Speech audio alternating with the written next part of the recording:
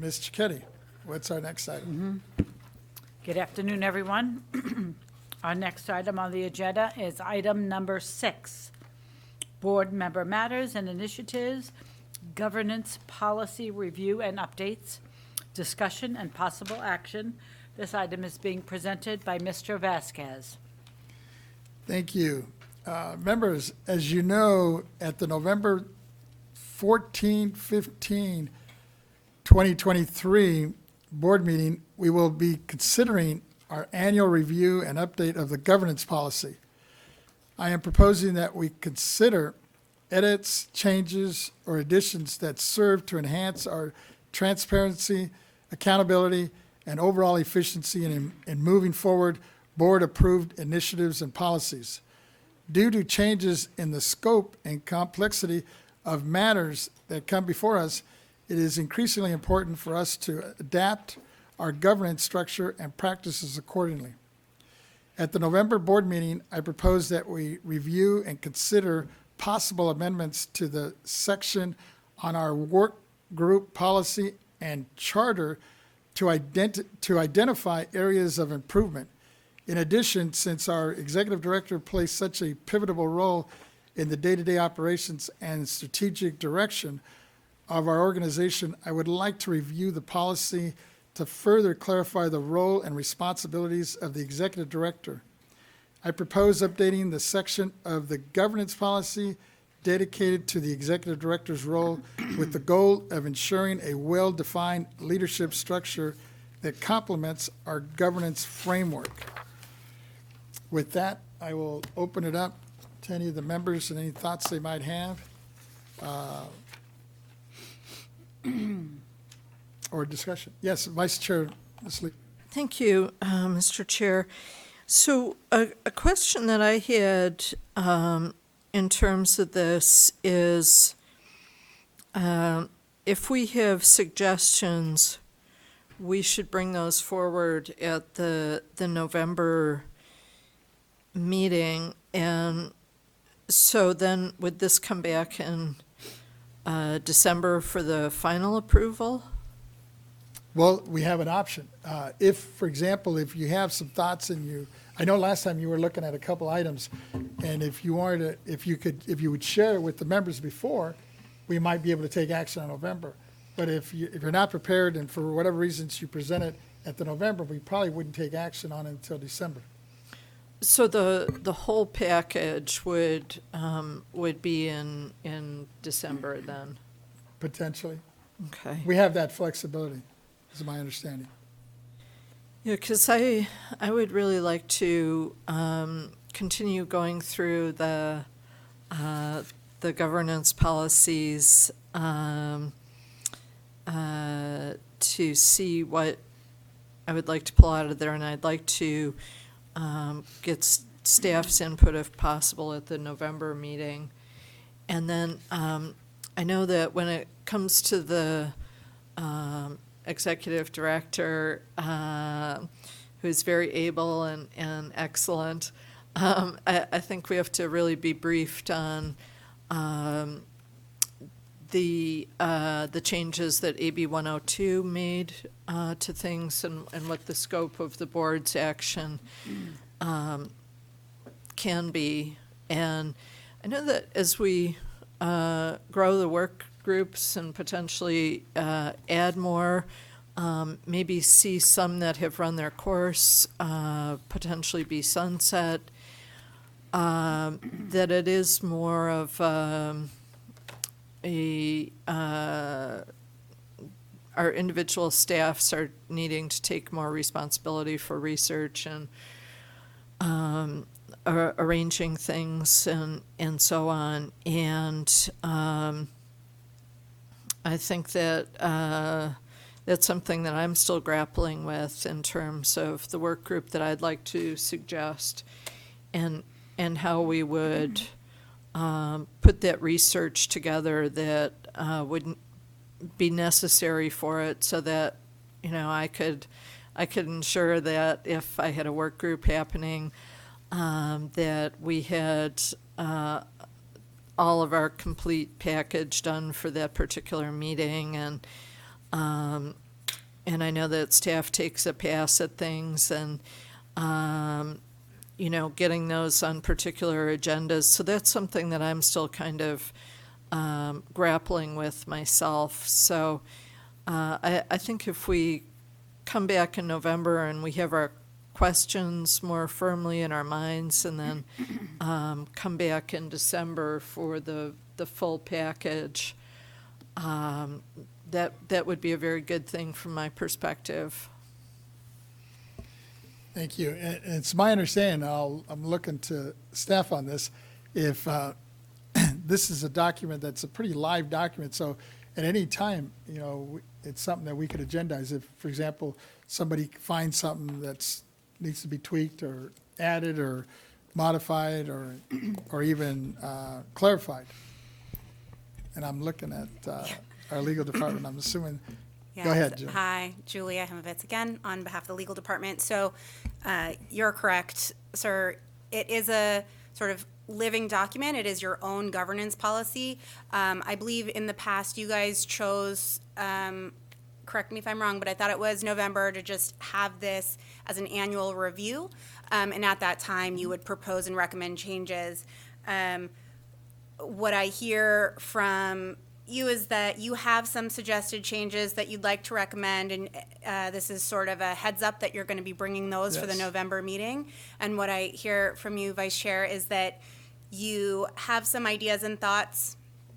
You would also like to have that discussion and see what changes you want to make. As the chair said before, it is a living document, so at any point, you as the board can make changes to your own governance policy, obviously within the confines of the law and things like that. But what both of you are proposing is possible. Vice Chair, go ahead. If I may, that's very good input to have to form my thinking on this. And I guess what I'd like to see what my ideas are, and then be able to bring them forward and get the input, so that I'm not putting, other board members in the position of I want an up or down vote on it. I know that my thoughts aren't quite formed, but I would like it to be part of that package moving forward, rather than, okay, now I'm a month late to catch the train, and now I also want to have a parcel that's on that train. So if we kind of bring our concepts back, and then in December, if that's not already an overloaded meeting, being able to consider the full package, I think would be a very good thing from my perspective, at least as the newest person here, because, as you're grappling with all the governance policies and thinking through the impacts of them, and I definitely see ways that we could increase the transparency around maybe what the timelines are for bringing members' items up and making sure that we're in advance of a meeting, so that things are really publicly accessible before the meeting and different things like that. But I'd like to be able to bring those up and get reactions, questions, comments, and then have it be part of a package that comes to be considered as one, if it's possible. John, I'm open to that. I was just trying to get the thing moving, and you're right. I guess at the end of the day, I'll check in with staff, because I know we have possibly some appeals, and we'll just take a look in terms of what makes sense in terms of not overloading the agenda. So it could happen, we could take a piece of it in November, but if possible, we could put it off until December to do the whole thing. It'll just be more of a agenda management at this point. And like our legal counsel was mentioning, like it is a live document, so it's not something that we have to do in November. It's pretty flexible, just as long as we're noticing it and putting it out there. Correct. Correct. So, yeah, think about it. I will get my thoughts out and get them out to you, and then see what reaction we get on that. Just for point of clarification, I've heard November as a timeline for bringing it back, and I've also now heard December. So just so staff is clear on when you want this to be revisited, it might be helpful if we were all in a consensus about this item. It looks like the vice chair has a, Yeah, I'd like to float the idea of taking a first pass at it in November and being able to have the discussion and then go to a final adoption for this year in December. And so it should be a brief item in December because we hopefully would have gotten all of our discussion out. But, you know, there could be ideas that in the discussion in November, you know, someone thinks, oh, I'd like to add on to that. And so rather than having it just be a very ad hoc kind of thing, is sort of pace it out so that we have some breathing room in there. Or if, you know, we have the November meeting, we have a chance to air it, to grapple with the different changes, if there are any that we would like to see. But then what always happens to me is on my way driving back home, I think I wish I had asked for this to be a part of it. Or the next week I say, oh, you know, I just talked to my assessor and I really wish that I had asked for that. So I think pacing it out over a couple weeks would, or 2 meetings would maybe be the most organized way. I think, Member Gaines, go ahead. yeah, just my kind of natural response would be that I think the governance policy is pretty good as it is, but I'm always open to reviewing it and updating it and hearing what's being proposed. But I think, you know, the fact that we've put it in place, I think was positive. And if there are questions or a lack of clarity on issues, we can always refine that. So. If I may, Yes. in terms of a timeline, we do have to think about, based on what Vice Chair Lieber is suggesting, allowing people to have time with the thoughts and things like that. My understanding is PAN Day is November 3rd. And so those thoughts and suggestions, if you are wanting things to be more transparent and attached to PAN, would need to be in around that time. And by around, I mean on that time. I apologize for making it On vague. that day, yeah. Yeah, I forgot, because it is a quick, we have an early meeting in Yeah, November. yeah. Because of the holidays. So I think I'm comfortable with it. If people are good, we'll go ahead and put it out in November, do the preliminary stuff, and then bring it back for finalization in December. Chairman, may I? Oh, yeah, go ahead. Thank Deputy you. Controller. Thank you, Chairman. And I concur with my board colleagues. I think it's best to take a 2-meeting approach here and to bring it in November. Let's flesh it out as best we can. And through our robust discussions, there's always going to be new ideas and policies and procedures that we may add or want to keep. And then in December, if we can head towards a final vote. So in the new year time, we're full speed ahead and we don't look back on this and continue to start that great progress that we've started in 2023. Thank you. All right, looks like there's a consensus on that. So in terms of staff, we'll approach it that way. Is that clear? Easy for us. Yeah. Okay. Thank you. Thank you. Do we Just a need to go matter of out procedure. on that one, Mr. Scudy? We're finished with that one, but just as a moment of procedure, I have not received any public comment written, and I have no one in the audience. We're going to go to the moderator. AT&T moderator, do we have anyone on the line who'd like to make a public comment regarding this item? As a reminder, if you'd like to make public comment, please press 1, then 0. We currently have no one in queue. Thank you, moderator. I'll continue with the next item. Yes. Item number 7, Board Member Matters and Initiatives.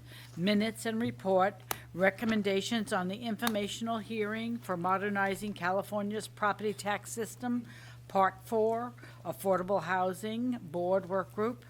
Minutes and recommendations on the key issues, action items from the October 19th, 2023 informational hearing on modernizing California's property tax system, Part 4, Affordable Housing Board Work Group for discussion and approval.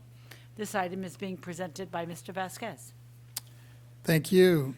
First and foremost, I just wanted to thank all our honorable guests that were with us, and would also like to thank the executive director and staff for making that happen.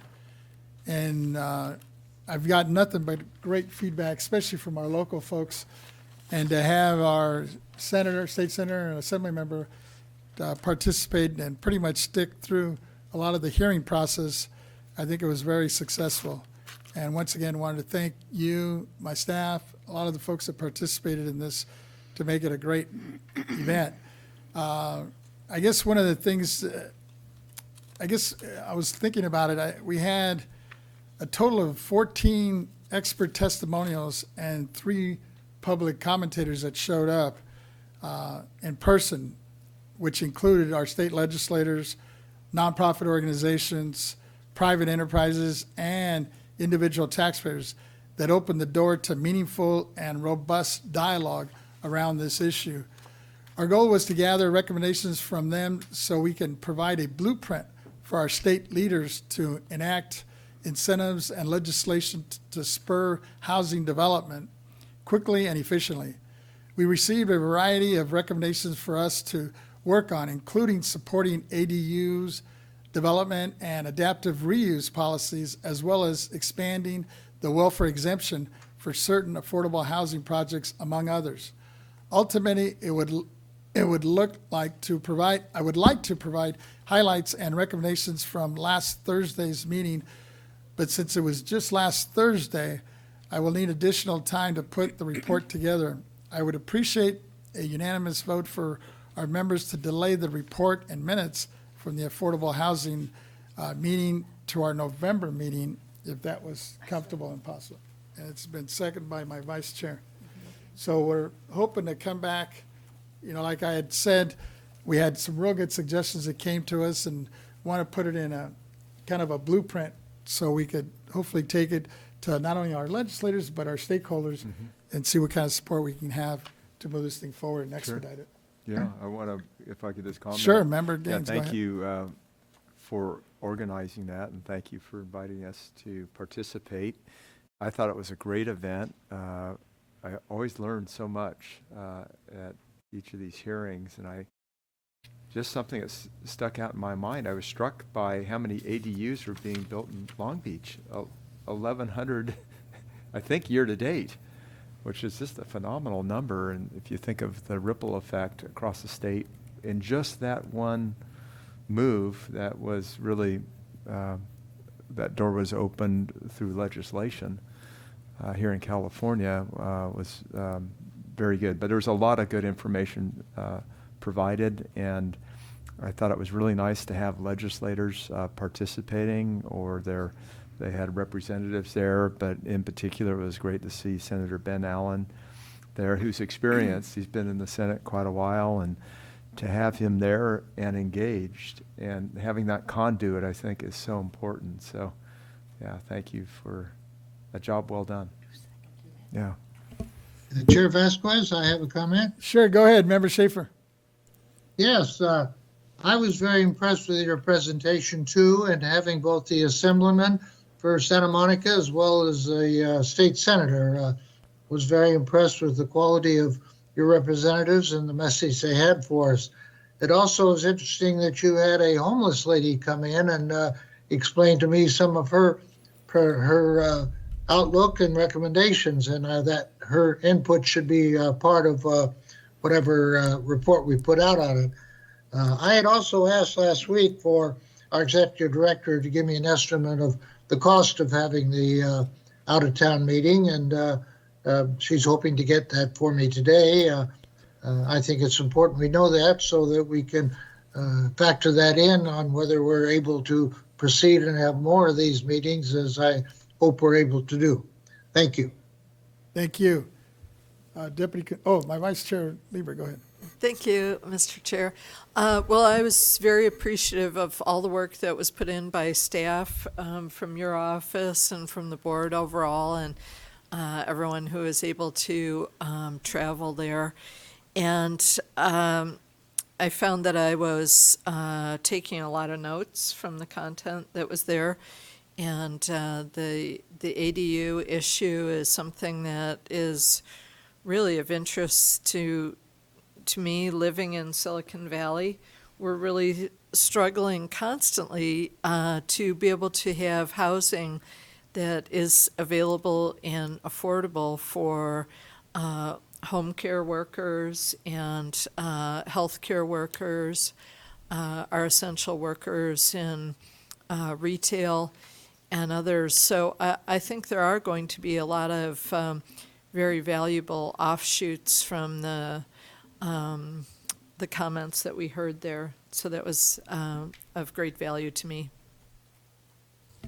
Thank you. Deputy Controller Enron. Thank you, Chairman. I want to thank you first and foremost, and your staff and your office for leading the charge and you putting that together, like I said, in record time, because you understand how deep of an issue that was. And in my own right, going first time at Santa Monica City Hall, such a beautiful, beautiful place for civic engagement. And I thought it was so important for the Board of Equalization to have a presence in Southern California and to bring all the stakeholders together, and understanding for myself how eye-opening the unique geography of Southern California is, where the desert does meet the beach, and understanding the approaches that they're taking to solve the affordable housing crisis in their area, and then also our leadership and lending a hand and finding our ways to not only bring everyone together, but now in November going to come back with some solutions, some formidable solutions that we can share with our partners and solve the crisis once and for all, because I think that's so important. And the leaders of this board, statewide representatives, have really shown that they're up for the cause. Thank you. Thank you. With that, Mr. Kitty, I guess we have a motion and was seconded by my vice chair. And unless there's any other comments or questions. All right, I've got a motion to reschedule the presentation of the minutes and report recommendations on the informational hearing for modernizing California's property tax system, Part 4, Affordable Housing Board Work Group. The motion was by you and seconded by Ms. Lieber, Vice Chair Lieber. I do not have any written comments on this item, and I have no one in the audience. Let's go to the moderator before we take our vote. AT&T moderator, do we have anyone on the line who'd like to make a public comment regarding this item?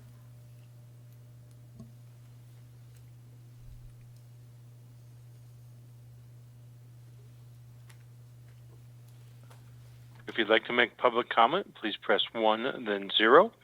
1, 0.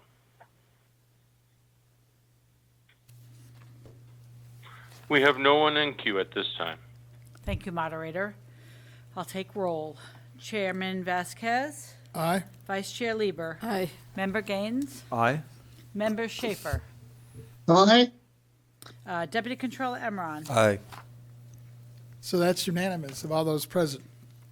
With that, Ms. Chiquetti, if we would move on to our next item. Our next item on the agenda is item 8, Executive Director's Reports. Report on the status of pending and upcoming organizational issues. This matter is being presented by Ms. Stowers. Welcome back. Thank you. Good afternoon, members. Yvette Stowers, Executive Director Report. Before I start my report, I would like to respond to Member Schaefer's question regarding the cost of the Santa Monica Board Work Group meeting. I'm happy to report that the cost is estimated at $8,540. That cost represents travel, security, and live stream. It does not include staff time, and there was no facility costs. Okay. Thank you. Thank you. You're welcome. Now, let me start my report. Okay, it's been a really busy month since we had our meeting in September. I had my annual advisory council meeting, and the board had the fourth and final statewide informational hearing on modernizing California property tax system with a focus on affordable housing. As such, the focus of my report this month will be the quarterly reports that the executive management team will present. In addition, I will provide a brief update on some upcoming events. Okay, October 16th, I said we had the advisory council meeting, and it was a very informative meeting, and I was delighted with the level of robust discussion and engagement by the advisory council members. We discussed administration of the Veterans Organization exemption and the board's recent discussion on this topic. The continued implementation of and guidance of Property 19 and recent legislation affecting the BoE programs. I appreciate their collaboration and commitment to share BoE information with their stakeholder communities. I want to thank the advisory council members for their time and commitment and for our success.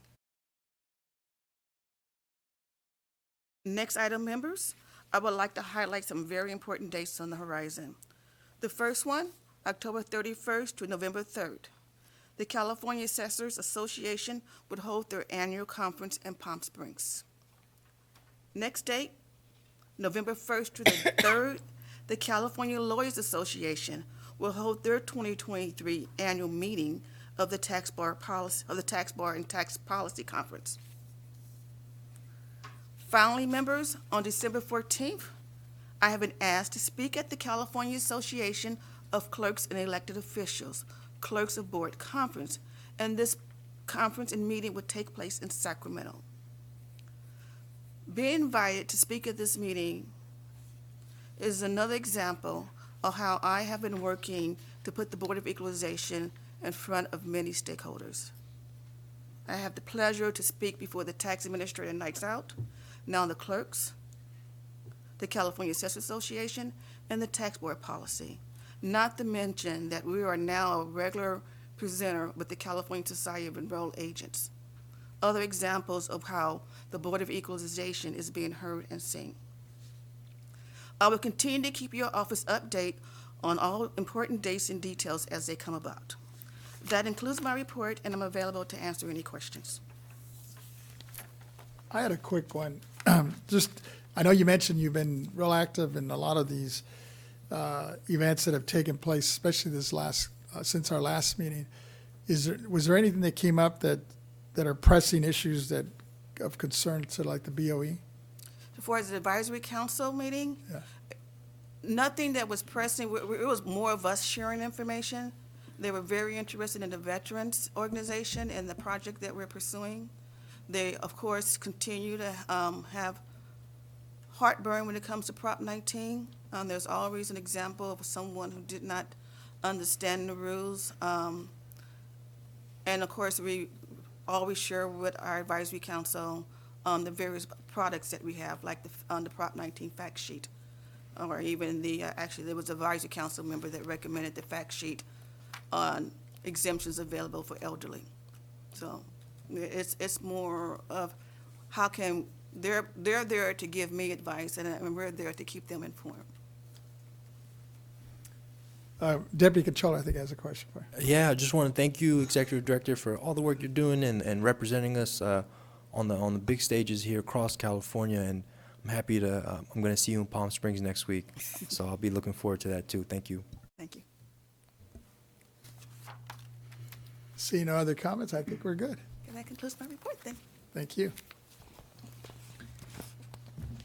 Ms. Cicchetti, what's our next item? The next item on the agenda is item 9, operational priorities and quarterly budget reports. Report on the status of operational priorities and the BoE budget. This matter will be presented by the Chief Deputy Director, Ms. Renati. Welcome back. Good afternoon, Chairman Vasquez and honorable members. I am Lisa Renati, Chief Deputy of the Board of Equalization. Today I'll report on some of the agency's operational priorities and projects. The first item is recruitments.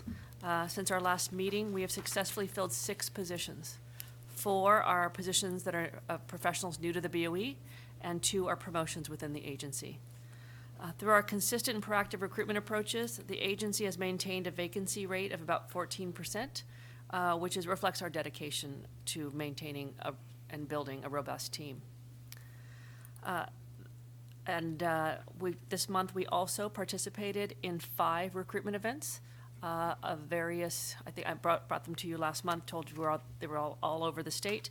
And so far, reports received are very successful, received a lot of comments from candidates who are interested in coming to the BoE, interested in working in state government.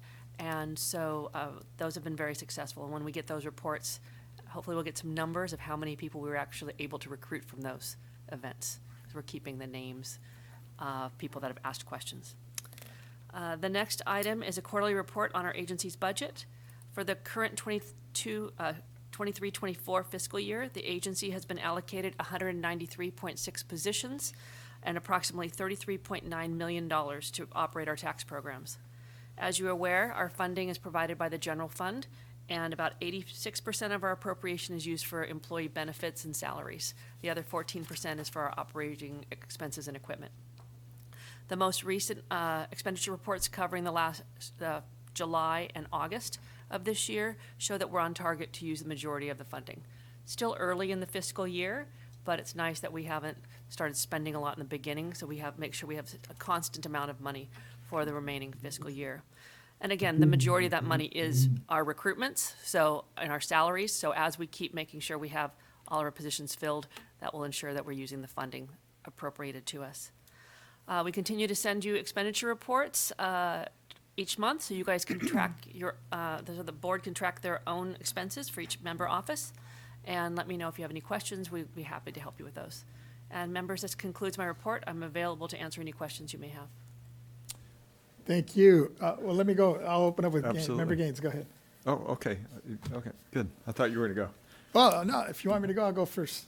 I know you What- usually have a lot of questions on this issue. Mine Okay. was more of just a quick one on Yeah. the projections you had talked about. You know, I know you've done a great job on the hiring and recruitment. Yes. And I was just wondering, looking for the year out, do you anticipate many, I guess, retirements that might be coming up that might be We an know impact? there are some retirements coming, and with, we know our demographics of our workforce, so that's what is expected. And it's been expected through this whole, in the next 5 years, we expect to have, the baby boomers are retiring, the Gen X's are getting close. So we anticipate that, and we are trying to do what we can towards knowledge transfer.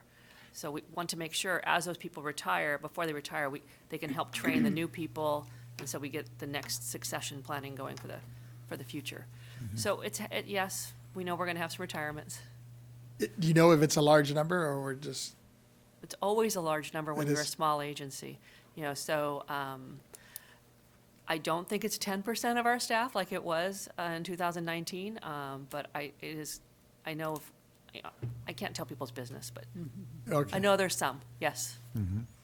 Thank you. With that, let me turn it to Member Gaines. Yeah, that's great. Thank you. And you're doing a great job. I really appreciate all this information. You mentioned our vacancy rate is at 14% for the BoE. Is that comparable to California state? It's, yes, depending on the agency. Some agencies have more and some Yeah. have less. Right now, I think the vacancy rates are rising throughout California. When you look at the reports that are being published on vacancy rates, we're at the low side, and we're lucky to have that. Others are having more dramatic retirements. Okay. And part of that is because we do recruit a lot of people from the counties, so they come to the state and they're trying to hit a 20-year mark here as well. Okay, So- very good. Yeah, thank you.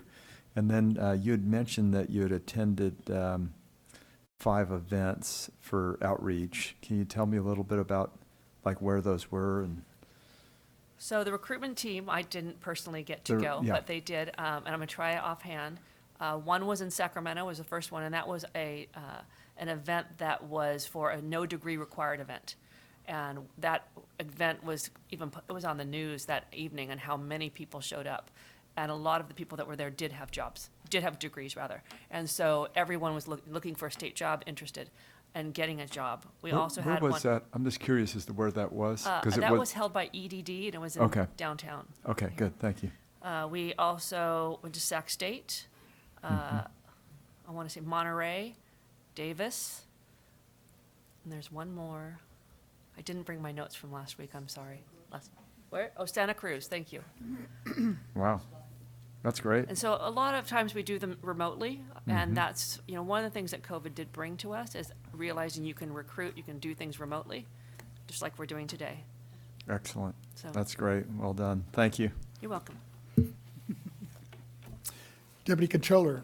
Thank you, Ms. Renati. I really appreciate your report and all the hard work you're doing. I think it's important to get out there on the road too, and like you said, visiting UC schools and CSU schools, and also reaching out to people. They may not even have a degree, but are interested in the work. You mentioned really quickly in your presentation that you're recruiting the names from those events, and are we putting it into a database? Is there any type of further outreach that we're doing over the course of time? Let's just say maybe it's a student that has to get his or her degree first, or somebody that maybe is finishing a training program and interested in working in the BoE, maybe not now, but sometime in the future. And if we're still like having open channels of communication. And thank you for that question, because I wanted to clarify my comment. We do take names of people that want more information, and we send them information regarding, the state hiring process in general, because it is a very specific merit hiring process. It is not typical when you apply for a job in what I call the real world. So we contact them, tell them about our positions. At the same time, we share that information with CDTFA, they're our partners in recruiting, and they share with us. So we do maintain a listing of those people that come. Of course, they don't get priority because we do merit hiring, but we do keep in contact with them if they need help. Many times we're helping people get jobs that perhaps they don't want to come to BoE, they just want in-state service. So part of our recruiter's job is to provide information on state government and different jobs available. Many of our people coming to us may not want to be appraisers, but they're interested in being like an analyst. So we help them. We have many analyst positions at our office, bring them in-house, and then sometimes we're able to talk those people into becoming, appraisers down the road. But yes, we keep track of them. But again, we can't give a hiring preference because they asked. Where you're working with our sister agencies, the OTA, CDTFA, and others, and just kind of using that information and data and seeing what the right fit and right placement is, not only for the employee but the employer as well, because I think that's when you get the best out of any career. So thank you for all your work. Thank you. Thank you.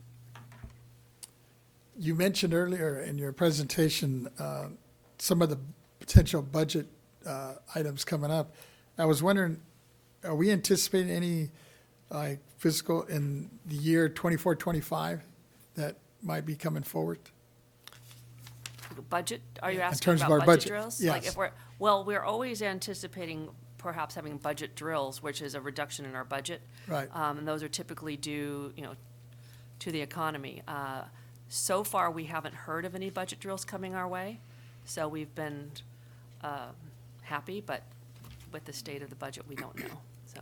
Yeah, that's why I was curious, because I know at one point they were putting out a high figure and it's been kind of chopped down and reduced a little bit. I was wondering if you were getting any feedback on I that. haven't heard any hints. That's why we're trying to fill our vacant positions that we have.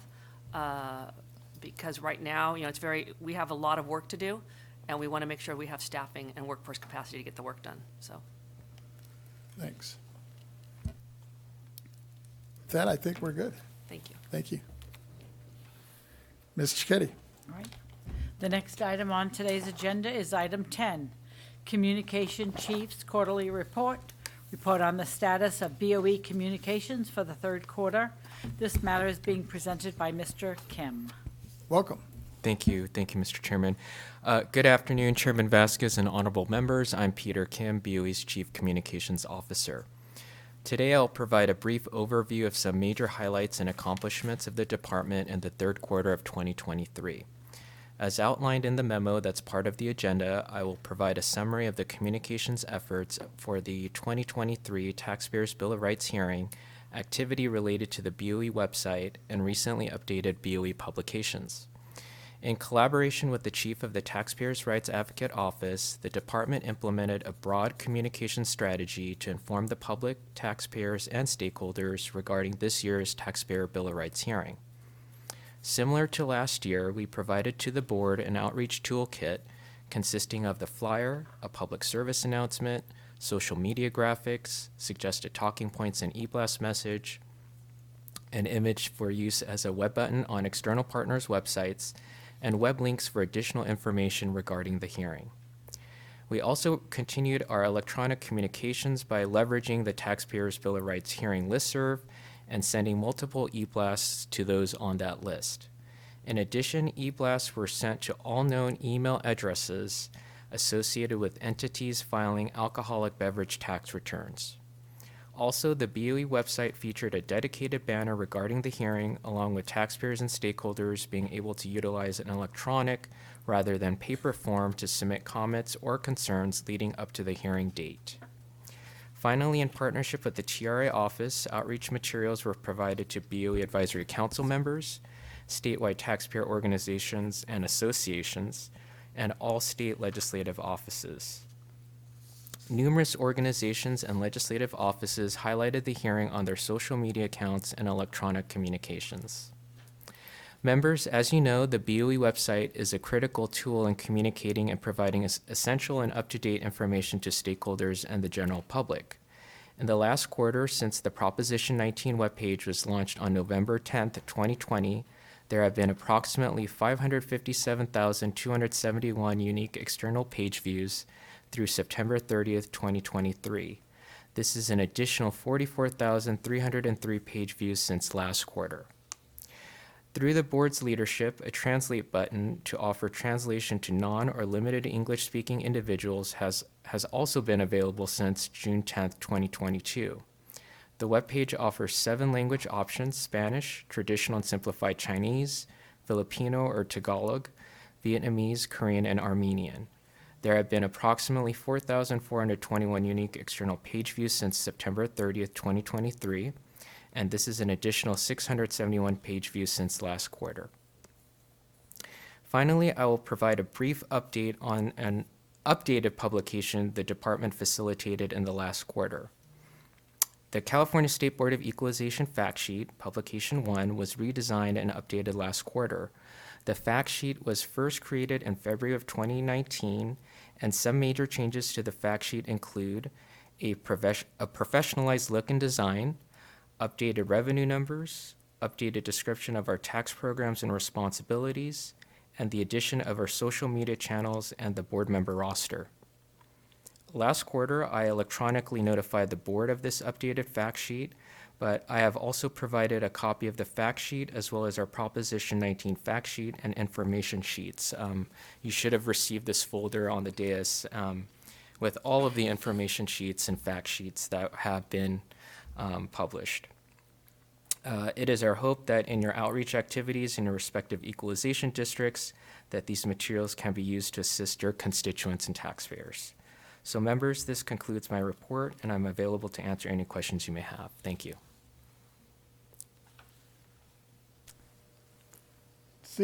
Member Gaines, go ahead. One comment. Thank you for the presentation, but encouraged to see that we've expanded the language options. Did you say 7? That's correct, sir. Yeah. Yes, it's 7 languages: Spanish, traditional and simplified Chinese, Tagalog, Vietnamese, Korean, and Armenian. Yeah, that's wonderful. Thank you. Thank you. Hey, Member Schaefer, do you have something? Member Schaefer, I have go ahead. a comment. Go ahead. Yes, Mr. Kim, we've been around for 144 years as a BoE, and most of that time we've had no contact with the computer world. And in the last 20 years, we have put great amount of information on the computer. When I came on the board, we used to discuss most every one of our cases that we resolved, and I felt that was inappropriate for us because we don't decide any of those. We're just receiving a report, and I'm happy to see that the taxpayer's office is content to have most of that information on the BoE website now, and we're only getting a summary of it, which saves everybody a lot of time and still gets the information out. I have noticed that the annual report of the board is only 25 pages. The annual report of the taxpayer's representative the Taxpayer Rights Advocate is 40 pages. I do not understand why we're putting out a much bigger report for the Taxpayer Rights Advocate than we are for the board itself. I discussed this with yourself, and you indicated that been the policy of the board to come down on expanding what we publish about the Taxpayer Rights Advocate. Well, I'm here to say I'm part of that policy, and I don't agree with it. I think that we should have a smaller Taxpayer Rights Advocate, and I think instead of reprinting verbatim dozens of statutes, we should refer to those statutes on the internet so that anybody that wants to look at the Revenue and Taxation Code doesn't have to go to the annual report to find 500 words or whatever it is printed. They can just go online and get it. I think we'd have a much more effective Taxpayer Rights Annual Report if it were not over the 25 pages that we used for the board's report itself. And if instead of printing verbatim all these statutes in the Revenue and Taxation Code, we would make reference to those statutes on the internet, where you just put in RN Taxation Code California and put in the code number, and boom, you're going to get the whole elaborate code. We're not publishing a law library. If we're trying to give the entire verbiage to applicants, we don't need to give them the annual report. The annual report is for people that want to see how we're doing overall, and the people who come before us are not that concerned about that. They're concerned about how they can handle their own case. I would think we should be quicker to give those people who come before us a little handout of how better to do your case, and if you'd like a copy of the relevant codes, here they are. Those are just, handfuls of people. Instead, right now, we're publishing to the world a 40-page annual report for the Taxpayer Rights Advocate, and it includes far too many statutes verbatim. I think we have to realize this is 2023. This is the world of the internet. This is a world where lots of stuff is in our website, and if it's not on our website, you just put in Revenue and Taxation Code section so-and-so, and it will pop up. I do it all the time, and I think we'd save a lot of money in printing. And I just think it's appropriate that the annual report of Taxpayer Rights Advocate not be half again as big as ours is. Okay? Thank you. Thank you. I'll definitely pass that along to the team. Yes, thank you. Thank you. I just wanted to thank you too, Mr. Kim.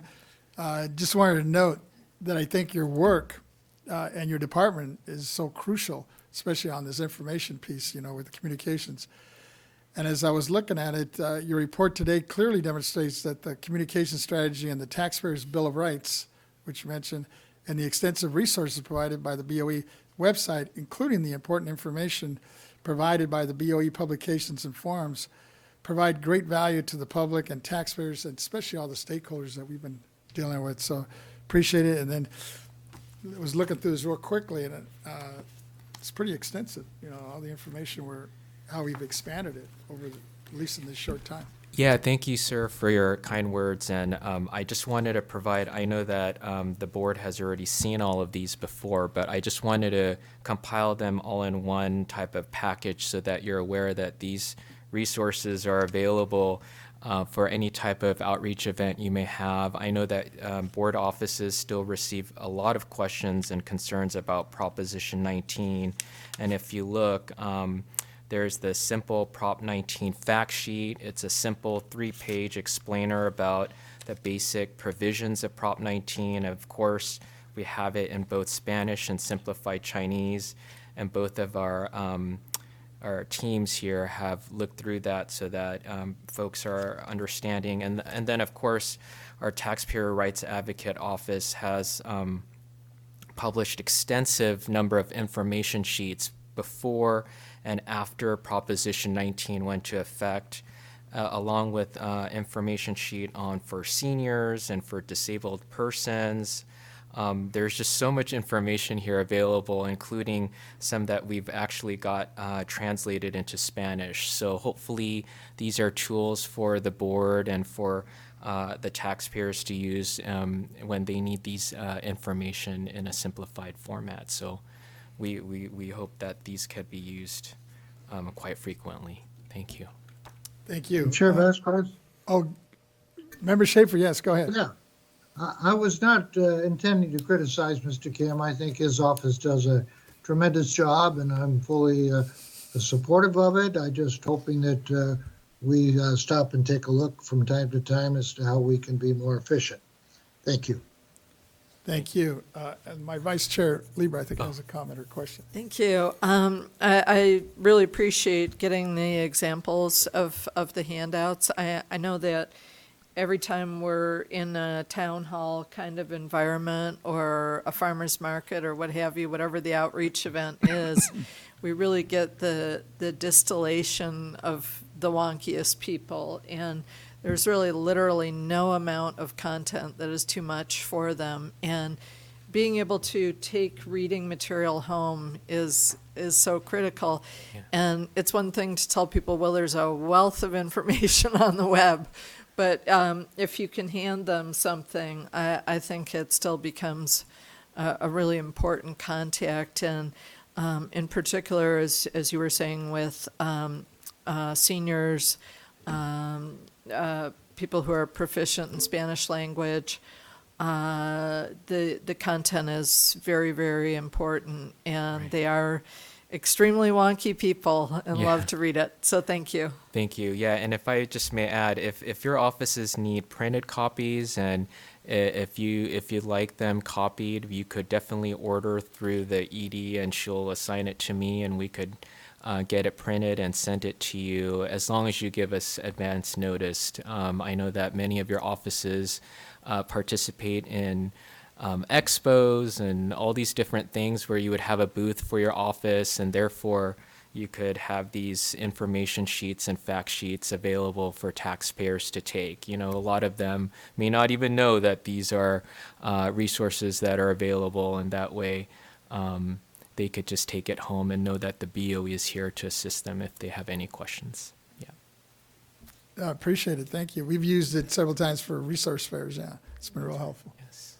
Oh, Deputy Controller, go ahead. Thank you, Chairman. I'll be very brief, but Mr. Kim, I want to thank you, one-person communication department for 40 million residents. I know it's always a heavy lift, and you always tend to show up, and I really, really appreciate these Proposition 19 fact sheets, both in Spanish and simplified Chinese. It's something that I can take back to the Controller's office and use as a template, because I just want to be sure that the BoE represents all Californians in such a diverse state. I think it's important that we don't shy away from people that maybe whose first language is not English. So I think that's important too. And I was very encouraged to hear on the BoE website that there was a utilization of an electronic form to submit comments or concerns leading up to the hearing.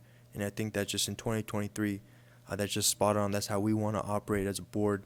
And it's also an eco part of it too, where you don't have to go through the mail or anything like that, but having something that you can upload your comments and be heard and in that position, I think is a great deal. And I want to thank you again.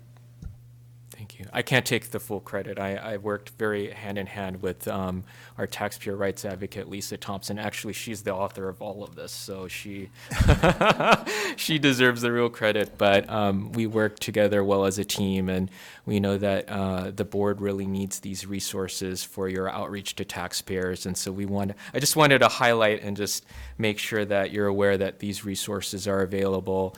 And for the fact sheet that I included in my report this quarter, this is a fact sheet that can be utilized for any type of outreach you have with our interested stakeholders, such as the legislature. I know that in prior meetings you've voiced that many of our new legislators are not too familiar with what our mission and role is. And so hopefully this fact sheet summarizes in simple terms what our responsibilities are and what our impacts are to the state. So hopefully it will be used and it will be helpful. So Appreciate Thank it. you. I think we still have a couple more comments or questions from Member Gaines. Yes, thank you for those comments, Peter. I just wanted to highlight that again. I want to thank Lisa Thompson for putting this all together. It's wonderful to have these available. And thank you, Peter, for your help too. And on this fact sheet, and I might be missing it, so if I am, forgive me, but I wanted to make sure on the fact sheet that we're mentioning our role for Prop 19. Mm-hmm. And that may be here, and maybe I'm just not looking at it closely enough. Yes. And also, in terms of the taxpayer rights advocate, that we have a department dedicated to that for our constituents, because I think I love this one sheet, and I think this is a great opportunity for us when we do our visits with legislators. They want to know what we're doing, and so we can give them in a, one page. It's a 2-pager on one sheet of paper, and just pass Right. that to them. Yes. So just and clarify if I'm missing something, or if there's a rationale for not having that on here. Yes, thank you for that question, Board Member Gaines, and you actually raised a great point in terms of the Proposition 19 implementation and the TRA office. As you know, anytime we do type of an update for our publications, we do a thorough review and to determine what we can include and what we cannot include. And since there's so much limited space, we just focused on the fact sheet in terms of what our direct responsibilities are. But if I could just, I know that you've seen it before, but we have this publication 21G, which is also sort of like a summary of what the BoE does. And on this publication, it does mention about the Taxpayers' Rights Advocate Office. All right. And so it's just a matter of who your audience is. And so what our goal was to give you various types of tools for whoever the audience you may be reaching out to. If it's a short, some folks are just very, attention span is very limited, then just give them the fact sheet. If they're more interested, you could give them the 21G, which has more detail. And of course, more of our comprehensive review of the BoE is our annual report. And there it does talk about all of our responsibilities and what we've achieved in the fiscal year, including Proposition 19 implementation. Okay. So it's just a matter of who the audience is Sure. and how you want to, what tools you want to use to relay the message. So Okay, and Yeah. that 21G is more extensive than this? that's correct. Yeah, Yeah, it's okay. this thing. It has. I'll provide a copy too, but. So maybe that's what we ought to be using. Yeah, this is for another tool you could interface use with too. the Yes. legislator then. Yeah, Yes. okay, that's great. Thank you. Thank you. I think with that, we're complete. Mr. Kim. Thank you. All righty. The next item on today's agenda is item 11, Taxpayer Rights Advocate Office Report, update on the activities of the Taxpayer Rights Advocate Office. This matter is being presented by Ms. Thompson. Welcome. Your ears, I'm sure, were ringing back there. I probably heard a few things, my name's, anyway, so, good afternoon, Chair Vasquez and honorable board members. I'm Lisa Thompson, the Chief of the Taxpayer Rights Advocate Office, and I'm here to provide you with an update on the activities of the TRA office. First, I'd like to share with you some statistics on the number of taxpayer cases completed by the Taxpayer Rights Advocate Office last month. Attached to the public agenda notice is a memo from our office to the Executive Director reporting the number of completed and resolved cases. The memo provides figures by board member district, by category, and by topic. In September 2023, we completed 26 cases. 4 were in board member Gaines's district, 13 in member Lieber's district, 3 in member Schaefer's, 3 in member Vasquez's district, and 6 were in board member Schaefer's district. Next, I wanted to update the members on actions taken by the TRA office in response to taxpayers who submit public comments for a board meeting under items not under the agenda, and also for a public comment that was received as part of the board work group item. As the members may recall, there was some discussion last month at the September 24th board meeting about whether public comments submitted by a taxpayer indicating that they're seeking assistance under an agenda item for matters not on the agenda were forwarded to the TRA office for assistance. And I'd like to confirm, as a matter of practice, that as long as the taxpayer provided their contact information, that the board proceeding sections forwards those public comments to us, received from taxpayers from the items not on the agenda, and then the TRA office will assist that taxpayer. After we receive that comment, we assist the taxpayer as best that we can. There was one public comment received for the September board meeting that was forwarded to our office by board proceedings, and our office took action on that after the meeting. The public comment was submitted under Agenda Item 1, Matters Not on the Agenda, from a constituent in San Diego County, District 4, Member Schaefer's district, and we responded to that taxpayer addressing his concerns about the base year value transfer. Additionally, for the August board meeting, there was a public comment submitted under a board work group item specifically for veterans exemption, disabled veterans exemption, and homeowners exemption from a taxpayer in the Bay Area from District 2, Vice Chair Lieber's district. We coordinated with the assessor's office and then responded to the taxpayer addressing their concerns about the parent-child transfer and the base year value that was established granting that exclusion. Going forward, as part of my update, if there is a public comment submitted for a board meeting under items not on the agenda that board proceedings forwards to the TRA office, then I will let the members know as a part of my update once we have assisted them. That concludes my updates. I'm available if there are any questions. I just had one quick, it was more of a comment than a question, but first of all, just thank you for the report, Ms. Thompson. I appreciate the excellent work your office has been doing really to assist many of our offices when we forward things, especially to the taxpayers. You know, you've been real good about troubleshooting and giving them the assistance. And I've never heard anybody call back and say that they weren't satisfied. So just wanted to get that out there. But I was wondering, what is the most common way that taxpayers are connected to your office and to receive assistance? The most common way is a board intake form that we have available on our website. Also through phone contacts, so taxpayers contact our office directly by those two methods mostly. Thank you. With that, I don't see any other hands, so we're good. Thank you. Thank you.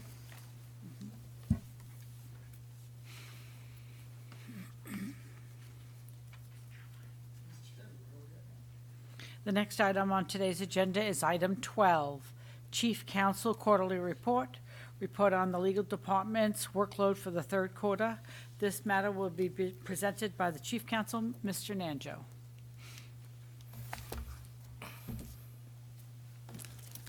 Thank you, Mary. Good afternoon, Chairman Vasquez, Vice Chair Lieber, honorable members of the board.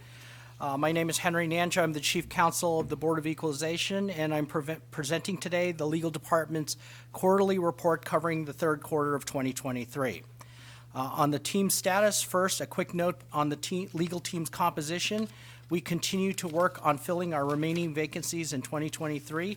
We recently filled an AGPA position and an SSA position and have a new attorney joining the team on November 1st. Now on to the legal department's workload report for the third quarter of 2023. Members, our 2023 state assessed appeals season has begun.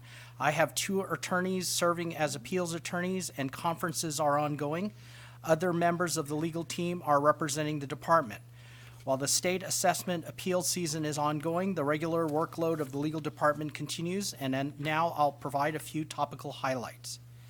Members, as you know, our litigation attorney continues to provide confidential monthly written litigation reports to the board, as well as appropriate public updates to our website on the BoE's public litigation roster. This month's confidential litigation report should be arriving in your inboxes in the next couple of days. And I have my litigation attorney who will be presenting in closed session an update of some of our more active cases. Currently, we have 20 cases in various phases of litigation. Our litigation attorney will be providing an update on 2 of those cases in closed session, La Paloma and the Pac Bell case. The next item is we will continue to closely monitor and handle the board's litigation cases, and will continue to keep you informed and updated of any developments in closed session or via confidential memorandum as appropriate.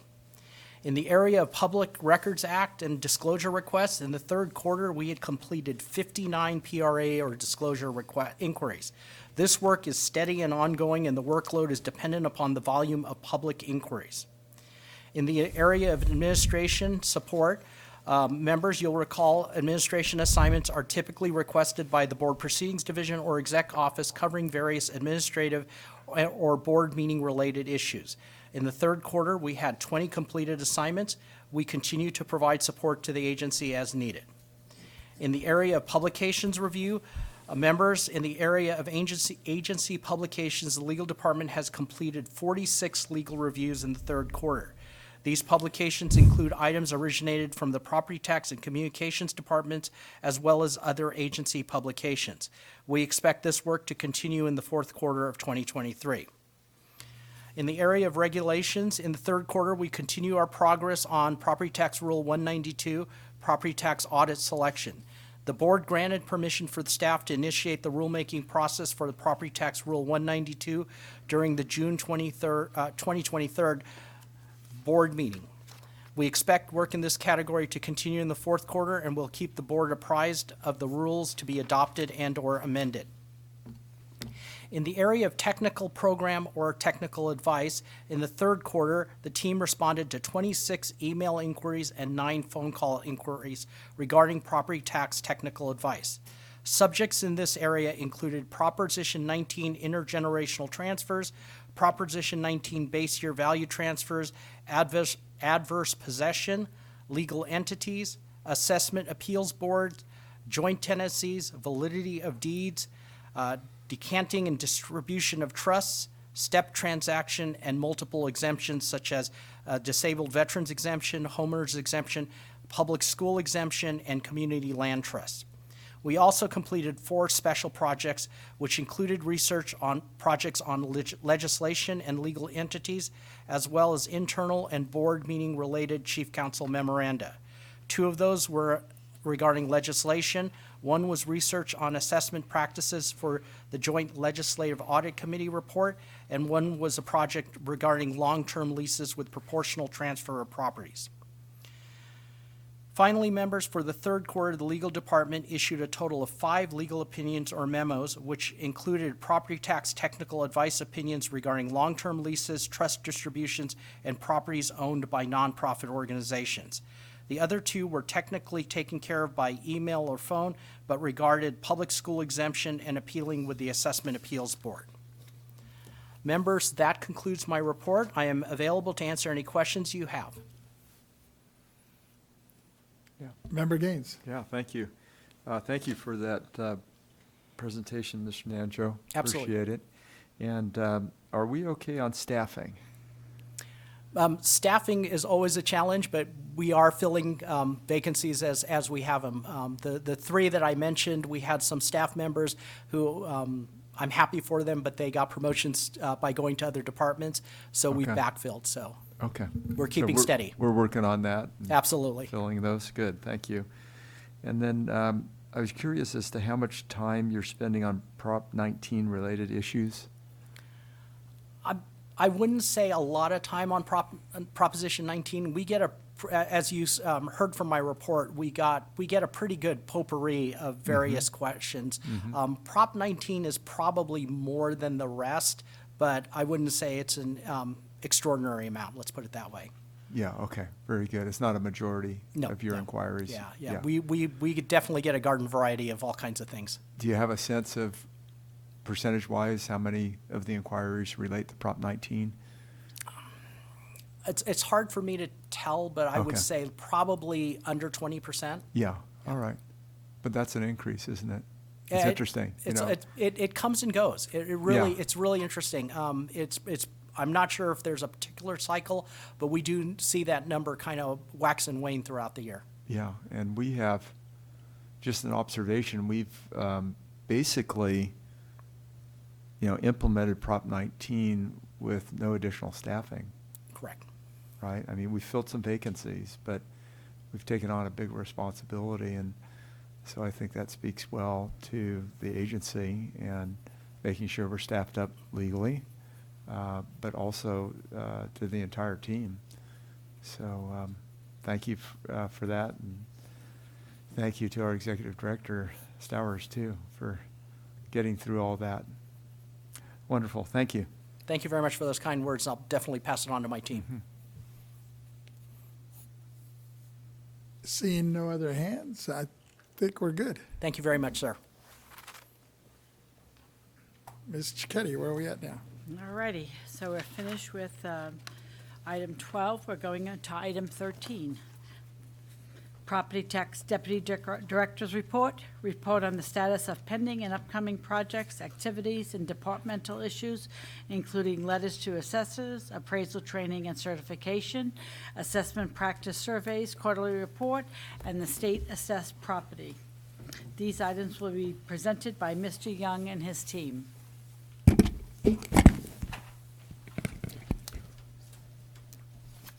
Thank you, Ms. Cicchetti. Good afternoon, Chairman Vasquez, honorable members of the board. For the record, my name is David Young. I'm the Deputy Director of the Property Tax Department. So for you today, I actually have 4 reports. The first 2 will be given by Ms. Glenna Schultz. She will give the report on letters to assessors and appraiser training and certification. I will follow that with the quarterly report for the surveys, and Mr. Jack McCool, the chief of the state assessed properties, will finish up with a report on what's going on in state assessed division. So if you're ready, I'll have Ms. Schultz start with the letters to assessors. Welcome. Good afternoon, Chair Vasquez and honorable board members. I am Glenna Schultz, Principal Property Appraiser in the County Assessed Properties Division. Today, I will provide you with a brief report on letters to assessors. Attached to this month's agenda is a memo on letters to assessors, which provides a list of the LTAs that have been issued since our last board meeting. In addition, the memo provides a link to the BoE's website, where a list of all LTAs can be found that have been issued to date. As of the date of the attached memo, BoE staff has issued a total of 35 LTAs for calendar year 2023. Since our last board meeting, 3 of those LTAs have been issued and are summarized as follows. An LTA that announces the annual interest component for the assessment of restricted open space land for the 2024 lien date. An LTA that announces the annual interest component for the assessment of restricted historical property for the 2024 lien date, and an LTA on the classification of wireless communication towers. This concludes my report on letters to assessors. I'm available to answer any questions you may have. I just had one quick question. First of all, thank you for your report, Ms. Schultz. And regarding the LTA on historical property, do we foresee any negative impacts on results of the rate increase? No, this is an annual LTA. Okay.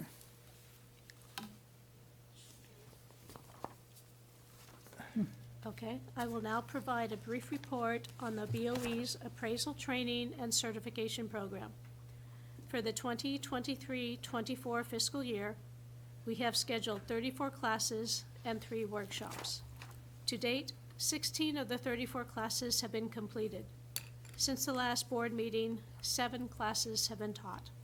We also continue to offer our existing online basic training courses available through American River College and California State University, Sacramento, as well as our online courses and self-study training sessions available on the BoE's website.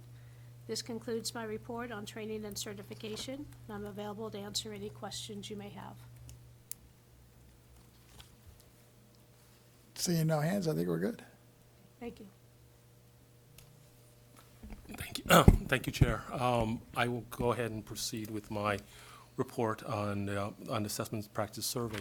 So before I actually cover that, may I just circle back around to your question? You asked whether you thought the rates, your question was whether the rates may have an adverse effect on these properties that are restricted under contract for as an historical property? The answer is probably no.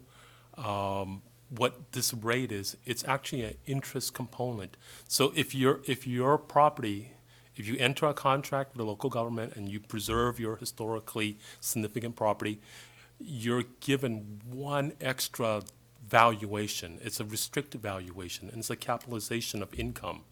So with the increase in the interest rates, the interest component actually goes up a little. And if you recall, as the rates go up, the values go down. It's an adverse. I mean, it's a reverse relationship. So when the rates go up, the people that are actually have their homes as restricted, they actually see a little bit of a benefit. Their restricted valuation actually goes down a little bit. So it's probably one of the rare instances where a rate increase actually helps somebody, a taxpayer. Yeah, because I was wondering, because it shows like a jump of 4.5%, for example. Yeah, that is reflective of the higher interest rates, but it's income divided by rate equals value. So as your denominator goes up, your value goes down. So it's like I said, it's one of the rare instances where an increase in rate actually helps out a little bit.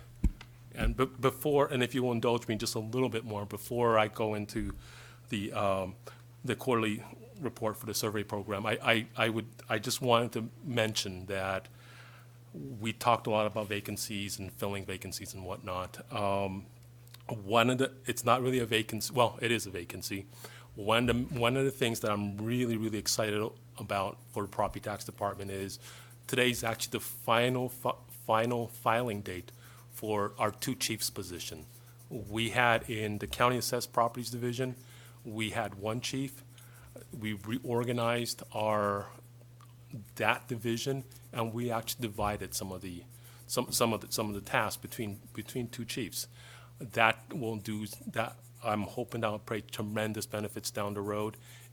We will have a dedicated chief to the survey unit, and we will have a dedicated chief that will handle the rest of the functions under the county assessed properties division.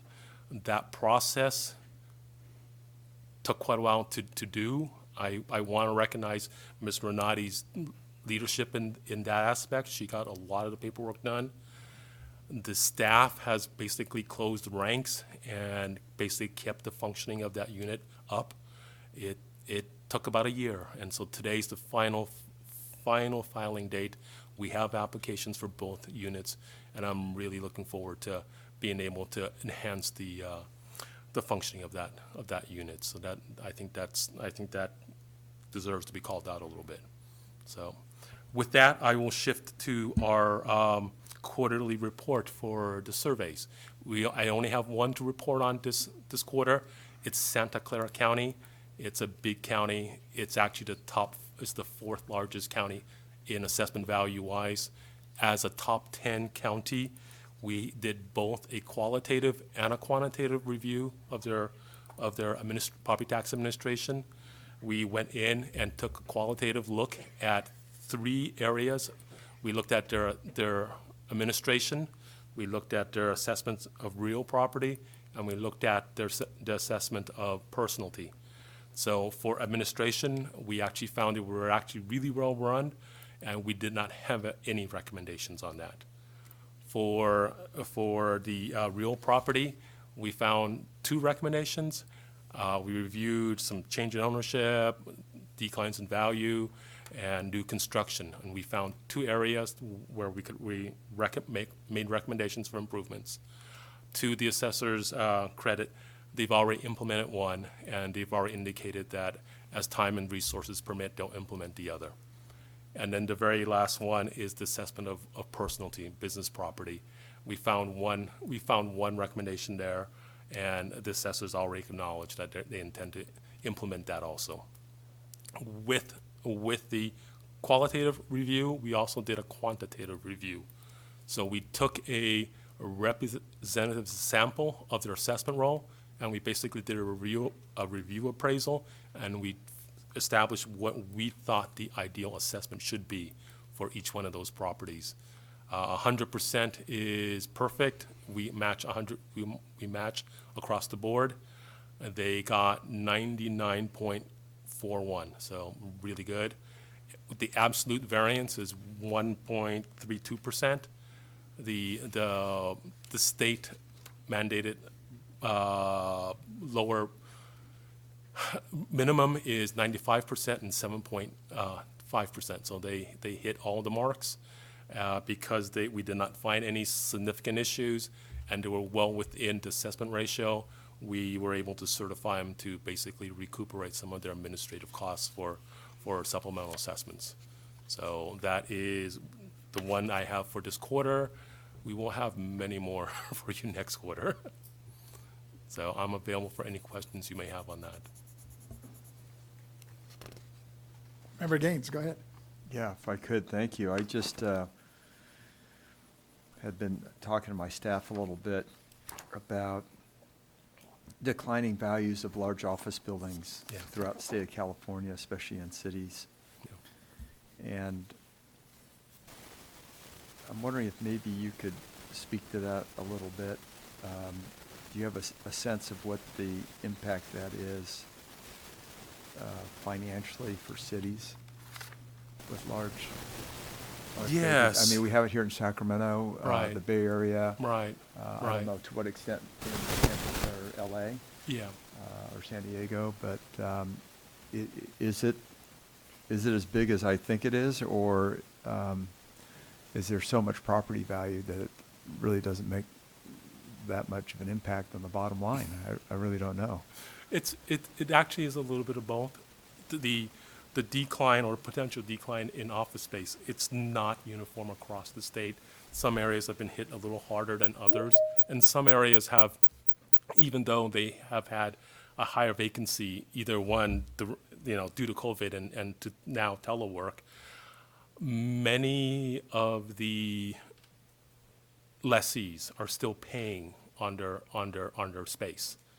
We're kind of waiting and kind of seeing when that stops being the case. When that stops being the case, then we may see some real impact on it. I know San Francisco, I know some of their core areas, their financial districts. There is a lot of vacancy, and it's true for many of the larger urban areas. But so far, in general, rents are still, even though they're vacant, rents are still being paid on it. So it's one of those situations where everybody's kind of waiting with the bated breath. Okay. When that happens, I suspect we're all hoping and praying for a soft landing. Yeah. But just in case it doesn't happen, it's always in the back of our minds. I heard on the radio this morning about a company in I think San Francisco or the Bay Area that had negotiated with the landlord Right. and paid $75 million in rent to walk away. Wow. And that company was priding themselves Yeah. in hiring folks that could work out of the home, Right. which I Right. thought was very interesting. But, that's You, going to be a lot of vacant space, and I guess they're obligated by a lease, just Right. as you're describing, to pay those rents. But Yeah. at some point, there's going to be some empty space there. Yeah, I think what is kind of contributing to it right now also is there are some industries that are a lot more amenable to remote work and working from home, and some just are not. Part of the issue is that I'm not sure all the major employers, I know remote work and telework is here to stay, but at what level? I'm not even sure a lot of the Fortune 500 CEOs are sure either. You hear about a lot of high tech, which you think would be normally really ripe for working at home, calling all their employees back. So I think they're all trying to figure this thing out. Yeah, too. they also cited an example of a company that was going to require that their employees come in Right. at least 3 days a week. Right. But that's still not optimal utility of that building. And I would imagine when the leases come up, they'll be negotiating that lease cost down. I suspect you're correct. They'll look really And that's hard got to at the affect bottom line. assessed value, right? It all depends on what their base year value is. Yeah. If they bought it a long time ago, it may not have nearly the impact. If you got it recently, then yeah. Yeah, good point. Yeah, thank you. Okay. No other questions? I will turn it over to Mr. McCool for State Assessed Properties Division. Thank you. Good afternoon, Chair Vasquez and honorable members. My name is Jack McCool, Chief of the State Assessed Properties Division. Today, I will provide information on the status of ongoing work in our division. Staff mailed the 2023 private railroad car tax bills earlier this month ahead of the October 15th statutory deadline.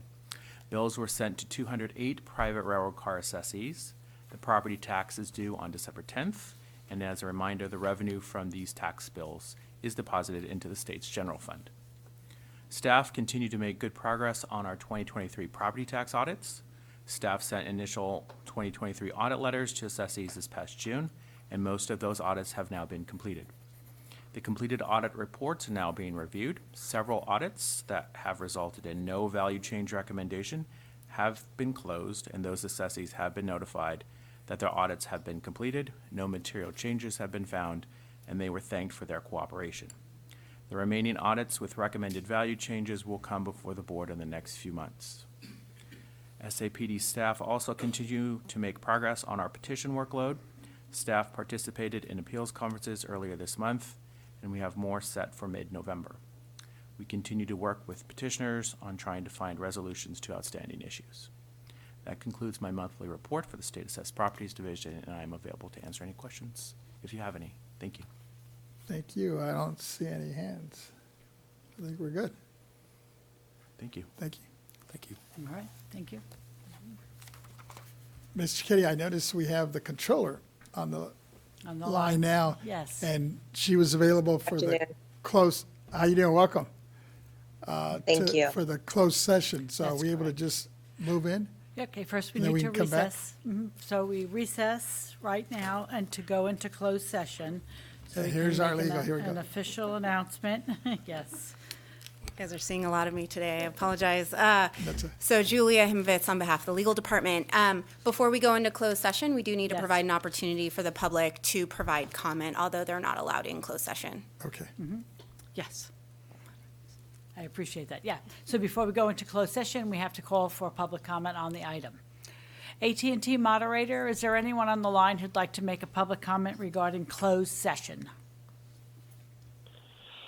Ladies and gentlemen, if you wish to make a public comment about closed session, please press 1, then 0 at this time.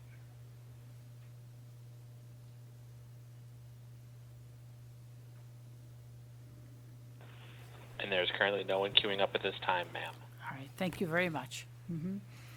So that we could go to recess, I just want to remind both Member Schaefer and Controller Cohen that the closed session is on a different meeting and that they are to leave this meeting and go to that one. So when they re-log on, it'll come out in there. Yes, Okay. correct. I don't know if you heard that, Member Schaefer, and I think Controller He's got instructions. Cohen got it. I just wanted to make it a public comment. So Yeah, now, I'm aware. so now we would be appropriate to take a short recess, and then we can move into closed session. So we'll take a short recess at 2:32 Thank you. into closed session, and then we'll come back. Thank you.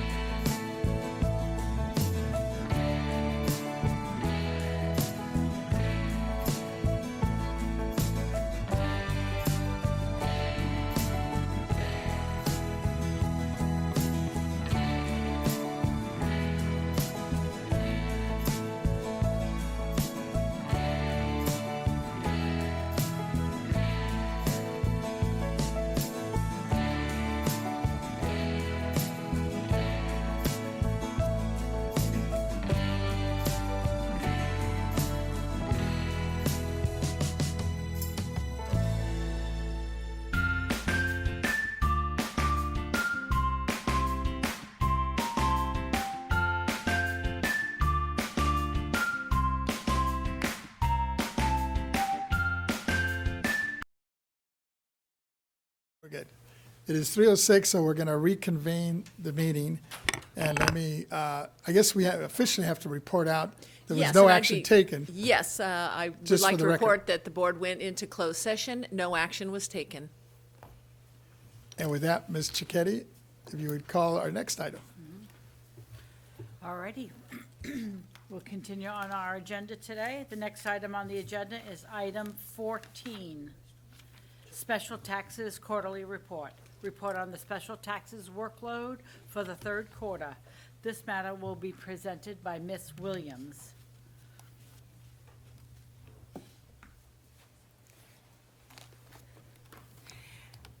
Welcome. Thank you. Good afternoon, Chairman and members of the board. My name is Laurel Williams. I'm the BoE Technical Advisor for the Special Tax Programs, which are the alcoholic beverage tax and the tax on insurers programs. Today, I will give you a report on the program updates since my last quarterly report. I'll start with the tax on insurers program. The program currently has 2,736 insurance accounts, which is up from the 2,716 in July, so 20 additional accounts. The revenues for this program in fiscal year 23-24, according to the October 2023 Department of Finance Bulletin, are over $934 million, which is $13 million or 1.5% above the forecasted amount. The program remains very compliant. The other program is the alcoholic beverage tax program. There are currently 10,726 alcohol accounts. This is up from 10,636 accounts in July. The revenues for this program in fiscal year 23-24, again, according to the October 2023 Department of Finance Bulletin, are at $112 million, which is approximately $2 million or 1.9% below the forecasted amount. As we have discussed in the past, for the wine growers, as a result of Senate Bill 518, they have the option to opt in or opt out of having their tax information publicly available. Of the most recent filings, in May, there were 166 filers. Of those, 103 selected to opt out. And in June, there were 1,111 filers. Of those, 700 selected to opt out. In regards to the opt-out, Senate Bill 388 was chaptered this fall, which will require beer manufacturer returns to become publicly available starting in 2024. We have been meeting with CDTFA to help the implementation process for this bill.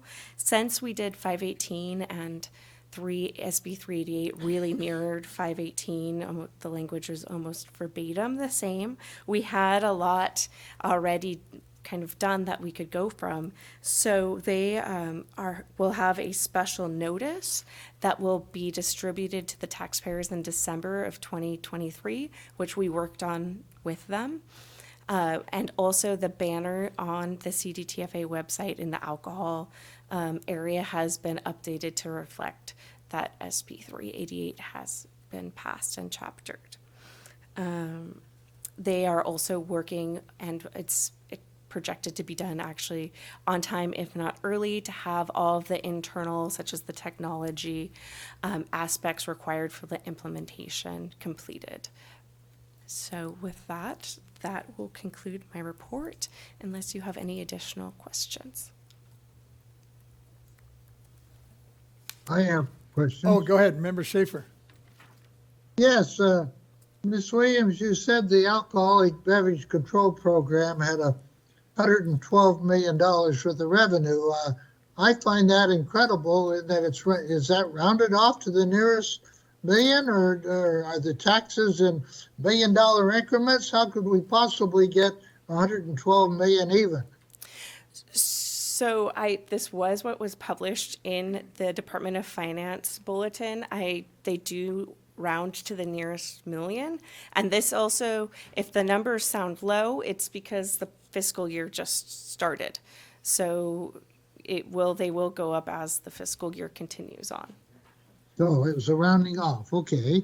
And can you tell me, when did we last have a hearing on alcoholic tax? Have we had a hearing in the last decade or in the last year? Oh, I don't recall one, and I've been around here. As far as an appeals hearing that the board has heard, there have been no hearings since we did the split of the two agencies. I mentioned in my quarterly report that it's a very compliant program, and so that's part of likely one of the reasons that there haven't been many appeals hearings. So there were hearings in 2017 or earlier? There have been hearings in the past, but when the exact last one happened, I don't know. Since I came on board, there have not been any. Well, is it because we're doing such a great job, or is there something that indicates we'll never have a hearing? No, one of the reasons that the alcohol program is very compliant is because there are several agencies in that industry that help with regulations. So for instance, TTB has several auditors and conducts audits. ABC is involved. There are also local agencies involved. And then BoE, through our interagency agreement, we also have an audit program. So there's a lot of reporting happening, and that really behooves the taxpayers to be accurate in their reporting. So I may not live to make a decision on an alcoholic matter. Correct. Okay. I'm not going to comment. I thank you. You're welcome. I've got a question if I could. Member Gaines, go ahead. Yeah, I would ask a similar question as regards to insurers in terms of compliance. Yes, we have had insurance hearings are a little more frequent than alcohol hearings. Yeah, okay. And you had mentioned that I think you said there were 20 additional insurers? Yes, accounts. Or accounts, Yes. okay. So what would be the difference between an account and an insurer? Well, so there are different programs that we have. Okay. So like there's surplus line brokers, and then there's maybe potentially one insurer could be involved in more than one part of the industry. Right, that's right. Okay, very well, thank you. Mm-hmm. The only question I had was just, you mentioned you're talking about the beer manufacturing piece. Do you anticipated large demand from the manufacturers moving forward on this issue? As far as the asking for the public records of them, I am unsure. We will kind of have to wait to see how it, once it goes out, because they haven't really had the opportunity to ask for this information. So you're not anticipating any, like, an overload on this piece? Not at the moment. We don't quite know what the volume will be. Okay. Seeing no other hands, I think we're good. Okay. Thank Thank you. Yep. All righty. With that, Ms. Cicchetti, what's our next order? Our next item on the agenda is item 15, Legislative Research and Statistic Division Chief's Report, update on administrative and program-related legislative bills impacting the BoE. This item is being presented by Mr. Angelo. Welcome. I know you've been real busy these last few months. Yes. Good afternoon, Mr. Chairman and members. Ted Angelo with the Legislative Division. I'll try to keep it brief today, but I'm kind of giving a recap of everything that just went to the governor, and there was a lot of activity. So if I'm holding you back from a flight, just tap me. But there was One thing I wanted to say from an administrative side before I get into the legislative update is we recently filled a vacancy in my area.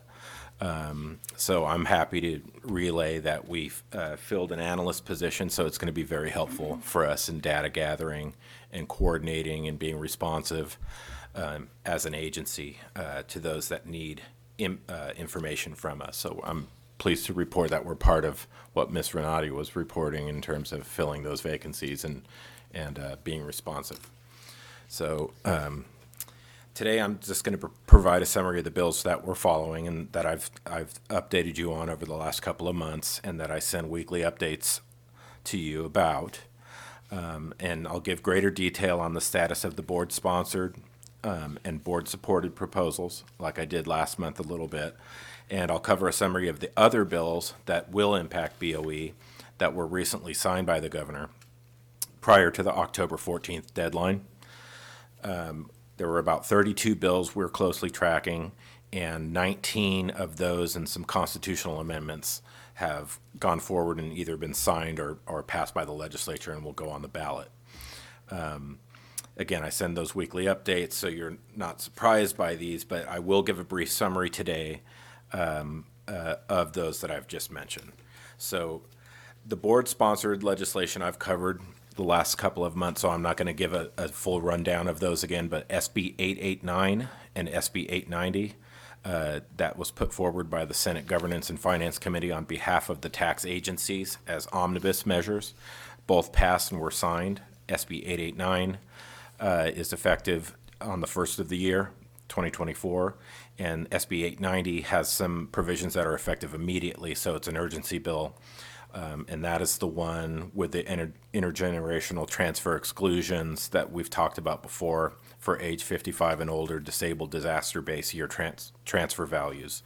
That's SB 890, so that one is effective right away. So on the board-supported legislation, AB 556 Gallagher was signed by the governor on October 8th, and it's effective immediately. And this one extends the Camp Fire Disaster Proclamation as an urgency statute, continuing that benefit for folks that were hit by that tragedy. SB 4 by Senator Wiener is planning and zoning housing development, and that's the housing development project be allowed to be a used by right, quote unquote, upon the request of an applicant who submits an application for streamlined approval. So SB 4, effective January 1st, 2024, that the board supported. So that's two. And again, I'm proud to say that the board supported proposals were all signed that I'm covering right now. SB 423 for multifamily streamlined housing approvals by Senator Wiener, signed by the governor, effective January 1st of next year. And it streamlines and expedites the ministerial approval process first established under SB 35 by the same author back in 2017 for multi-unit housing in cities that are falling short of their regional housing needs allocation, and extends that sunset by 10 years until January 1st, 2036. And I covered the details of that bill last month, so I won't go into all the provisions of it again. SB 588 by Senator Allen is a 2-year bill. So that bill is a welfare exemption.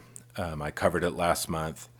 And we will go over in the months ahead as to what the author plans to do next year, if he plans to move that bill next year, or if there's cost implications with that one. SB 734 Rubio, regarding possessory interests, is one that the board supported and was signed by the governor effective January 1st of next year. And this is the one that where existing law requires all. This is a complicated topic when you start talking about possessory interests, but this is the one that makes certain that those in subsidized and low-income housing won't be assessed a possessory interest for being in those units. Beyond that, there's much more complicated aspects of possessory interests and JPAs, but that's not part of what this bill was intending to protect. So I'll leave that one there. SB 871 by Senator Archuleta as a 2-year bill. And that's for that and SCA 6, the constitutional amendment for the veterans exemptions, where they combine the two. Those were both held at the end of session, will get put over till next year as a 2-year bill. Constitutional amendments, it's held at the assembly desk, so it's gone through the committee process, so it could be taken up at any time if they decide to move on SCA 6 next year. So that's it for the board supported and the board sponsored. Now I'm going to cover a little bit in the same manner other legislation that impacts the BoE that was recently signed by the governor. AB 84 Ward, which we were neutral on, but had supportive feelings about early on, but we're working with the assessors on concerns that they had. This bill was scaled back, and now it allows for the partial exemption from the welfare exemption that's allowed under current law. This bill expands the list of entities that qualify for partial exemption to include entities financed by 501c3 bonds. So it just offers another funding vehicle, and there was no opposition as they work through other concerns in that bill. AB 84 Ward signed, and that bill is effective. I'm going to double check this one, but I have it effective immediately in that it's in effect.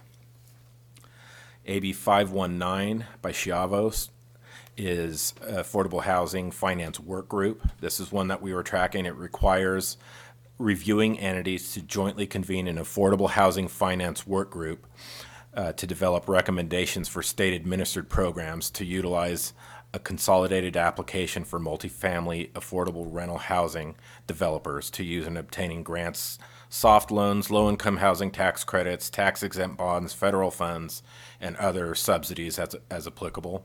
So it's kind of a working group bill, kind of similar to some of the work that you have been doing as a board in your working groups, looking for solutions to affordable housing in finance. That bill's effective January 1, 2024, and I'll let you know who's part of the working group, as information comes forward. AB 1361 by Assemblymember Hoover. This is the Veterans Exemption Preliminary Eligibility, effective January 1 of next year. This one authorizes county assessors to provide written or electronic determination of preliminary eligibility for the disabled veterans tax exemption. That one had no opposition, and it's kind of just updating the electronic capabilities there. AB 1500 by Assemblymember Irwin, chair of the Rev and Tax Committee on the Assembly side. That bill is similar to the Gallagher bill I mentioned earlier, where it authorizes substantially damaged or destroyed disaster properties to apply the base year value of that property to replacement property reconstructed on the same site within a specified number of years after the disaster. And as long as the property is comparable to the substantially damaged or destroyed property, and it extends the time period that was initially in place after the Woosley fire and the Camp Fire back from 2018. I'm getting close, but I still have a little ways to go. AB 1528 Gibson, Housing Authorities. And this one specifies that property held by a nonprofit benefit corporation that is controlled by a housing authority is exempt from taxation. It was a clarification bill, no opposition to that one, effective January 1 of next year. SB 82 by Senator Sayardo, and this is for the disabled veterans exemption. This one requires a county assessor to accept an electronically generated letter of service-connected disability in lieu of an original letter. There was a lot of complications with this process in the past where they would try to show they had proof and they couldn't accept it electronically, and this will help those trying to apply for that benefit. Effective January 1 of next year. SB 388 Archuleta is the beer manufacturer returns and schedules that Ms. Williams just talked about in great detail, so I'm not going to go into the details of that one. and that's effective January 1 of next year. SB 419 by Senator Roth is the extension of the personal property in space exemption. This one is effective immediately and continues and extends until January 1 of 2029. The operation of the property tax exemption for qualified property used in space flight. So this law includes findings and reportings and requirements in compliance with the expenditures under the Legislative Open Records Act and requires the Ledge Analyst's Office to provide a report where certain records it receives are confidential and not subject to that Open Records Act. So it's a little complicated in terms of proprietary information and what it can be, what it must provide under existing disclosure laws, but what it must not provide under the provisions that protect that confidentiality that they worked out. SB 520 by Senator Sayardo is the homeowner's exemption, effective immediately. This is for folks that are receiving the homeowner's exemption that are not occupying the dwelling because they are confined to a hospital or a care facility. This bill shall allow them to remain deemed to occupy their current dwelling as their principal place of residence, provided that the person would occupy the dwelling if they were not confined, and if they intend to return to it, and the dwelling is not rented or leased to a person not described in specified law provisions that would allow for it. So it's really to help people that are going into comprehensive rehab and intend to go back to their property so they don't use that helpful exemption. So they don't lose that helpful exemption. The other agency administration, so that covers those that we were tracking closely for agency administration legislation signed by the governor. SB 101 Skinner we covered a few months ago, which was the budget vehicle bill for multiple departments, including our own budget, signed back in June 27th. And SB 544 Laird, which was the Bagley-Keene Open Meeting Act bill that I covered last month in great detail. That starts January 1 of next year after the continuation that legal went over with you last month ends at the end of this year. And those are the things that allow for remote communications and allow Mr. Schaefer to be, connected to us the way he is now and the flexibility for it as well as next year. And again, on that complex issue, legal compliance issues are being reviewed because it is complicated and closely analyzed. So our legal staff will provide further guidance in the weeks ahead to all board members prior to the January 1 effective date. On the constitutional amendments side, I included a couple of things here that are kind of closely related to the nexus of property tax and what we do as a board that weren't included on my prior updates. ACA 1 is and ACA 13 are two constitutional amendments that the legislature approved late in the session and will be part of the November 2024 ballot. And the vote thresholds bill for ACA 1 will allow specialty taxes like those to help low-income housing projects and bonds for those types of projects in different districts, allow them to be approved with a 55% instead of a 2/3 vote requirement as was required before. So it's not changing the spirit of Prop 13, but it's allowing additional provisions for voters to allow extra, similar to like a Melrose type of tax, to be done with a 55% instead of the 2/3 requirement. ACA 13 is a threshold bill for special taxes, and it's one that's complicated and complex where if you want to change a vote requirement, you have to meet that same vote requirement with the ACA in what it's promoting. It's kind of a complex issue, and it could be an issue, as I've mentioned to folks before, that depending on how many ballot initiatives qualify, this could be complicated with the way ads go and the way people get confused about which one's doing what and why. we'll see what happens next year. The only other issue, and then obviously we've touched on it in terms of ACA 11, that bill was never heard in its hearing regarding the state tax agency. We'll keep you guys apprised and everyone apprised of any updates that we're hearing on that front, but nothing has changed since the updates I've provided on that. Just real quickly, since we've talked about Prop 19 quite a bit today, and I've mentioned it before, but there is the initiative that qualified, was cleared for circulation, I should say, on August 21st, and is in the signature gathering phase. That would roll back the changes to Prop 19. That would change it back to where you don't have to live in the residence, and change Prop 19 back to the way it was. That's sponsored by the Howard Jarvis Taxpayers Association. It needs 875,000 signatures before February 20th of next year to qualify to qualify in 2024. So again, members, my analyses are posted on the website. Not my analyses, but the board and the agency's analyses. And we continue to provide your offices with those updates and responses to any inquiries you have. And that concludes my legislative update, and I'm happy to answer any questions you might have.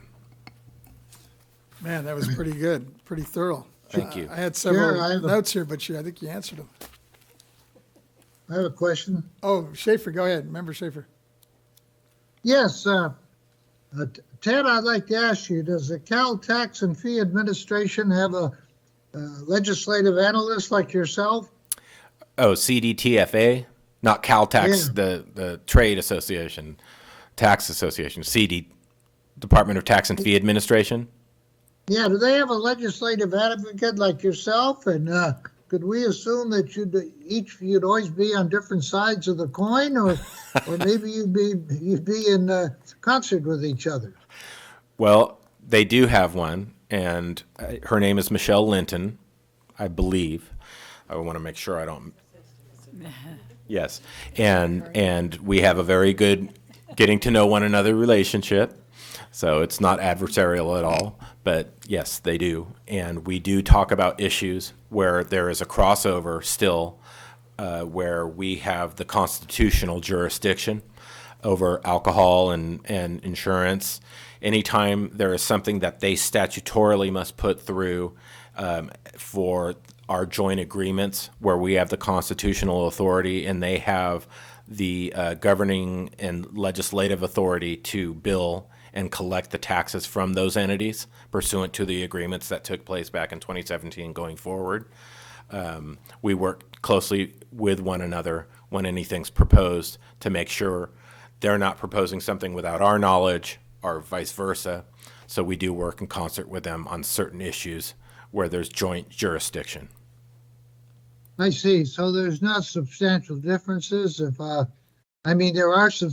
are some differences. I mean, if you were doing the same work, I'd be content if you took over both jobs, save the taxpayers some money. I appreciate that, but I know they need what they have, and they're doing fine Okay. work. Thank you. Member Gaines, go ahead. Yeah, I just wanted to thank you, Ted, for this very comprehensive report. Maybe the most thorough report I've heard since I've been at the BoE as it relates to the legislature. And so thank you, and I'm sure we still have some more bills moving through that we'll get another update on next month. Absolutely. Yeah. We're always going to be talking about new proposals or those that were the 2-year bills that might be, gaining steam or not. Right. And the rationale for that. So, every state is different. Some say they have a full-time legislature and some say they don't. But every session happens at, unless it's a state that has one every other year. But depending on the length of time, you're still always gathering policy information, and the members are always working on their bills, even when it's in the interim. Right. as you well know. Right. And so this new assistant that you have, what would be that individual's duties? Just helping. We didn't have administrative support. It's beyond just administrative support. It's an analyst position. Okay. So from a technical standpoint, it's an AGPA, which is Associate Governmental Program Analyst. So they do semi-complex analytical work, writing, but they also do administrative work for my division, which is the Legislative Research and Statistics Division. Yes, okay. So anytime the research experts in my unit that help, that are not necessarily just helping on legislative analysis and fiscal and cost implications of legislation, when we're gathering data and trying to find information to give a good background for an analysis, that person will help with all the processes, either reaching out internally or reaching out externally to find information, whether it's getting a background sheet from an author's office, all those things that, technical analysts that are looking into data, it's really not something that they would normally do as part of their workload, is reaching out for background sheets on a bill. So Sure. it's helping with consolidating all of those other tasks, and internally and externally. So it's going to be helpful. Similar to a leg analyst when we were in the legislature, member Lieber and myself. Yes. Yeah, that's Yes. very helpful. Yes. Yeah, that's And great. again, things have changed since the bifurcation of BoE from the other tax agent, CDTFA. Sure. Where there were so many programs before and you needed much more. Now we realize we still are focusing on property tax issues, but we still need that. We still need that assistance and expertise to be able to provide your offices in the legislature with good, sound, fundamental, policy and fiscal analyses. So that's what Yeah. we're trying to do. Yeah, well, there's a lot of bills that are moving through, so. Sure are. Thank you. But not as many as before they had the bill limits back in the 80s. I think they ought to have a bill limit over there. There's too much legislation. Well, they did have a bill limit. They used to have, like 3,500 bills per session at least. It was still too high. It was. Even with. I'll the agree bill with you on that. Thank you. I did want to say one. Unless anybody else has any more questions. I don't want to interrupt. I wanted to be responsive to Mr. Schaefer. He had asked a question last month and about what extremely low income was at the last board meeting and what that qualified for. And we knew, and we were hypothesizing as to what triggered it in either California statute or federal law. And it really comes from the federal Title 24, Part 5, Subpart F of Section 8 housing regs for HUD. And extremely low income family it has a couple qualifiers, but it's those that are 30% of the median income for the area. So when you're 30% or lower of the median income for an area, you're extremely low income family. So that was just a technical inquiry he had asked about. Deputy Controller, I believe, had a question. Yes, thank you, Chairman. Thank you, Mr. Angelo. Really appreciate your report. It's a great way to end this meeting on a high note. There's this proposition that's creating a lot of buzz across the state of California, Proposition 1. It's the governor's backed initiative. I believe it's to overhaul the state's mental health care system. And the reason I bring that up, too, is because I believe the way it's framed is it has a huge focus on housing those with suffering from mental health conditions. And I just wanted to put that on your radar. And at the appropriate time, I would love to have some type of presentation or debrief on that at your convenience too. But I believe that's making its way to the March ballot, so it's really coming up relatively soon. And I think the more well versed that we all are as members, I think best for us to move forward too. Thank you.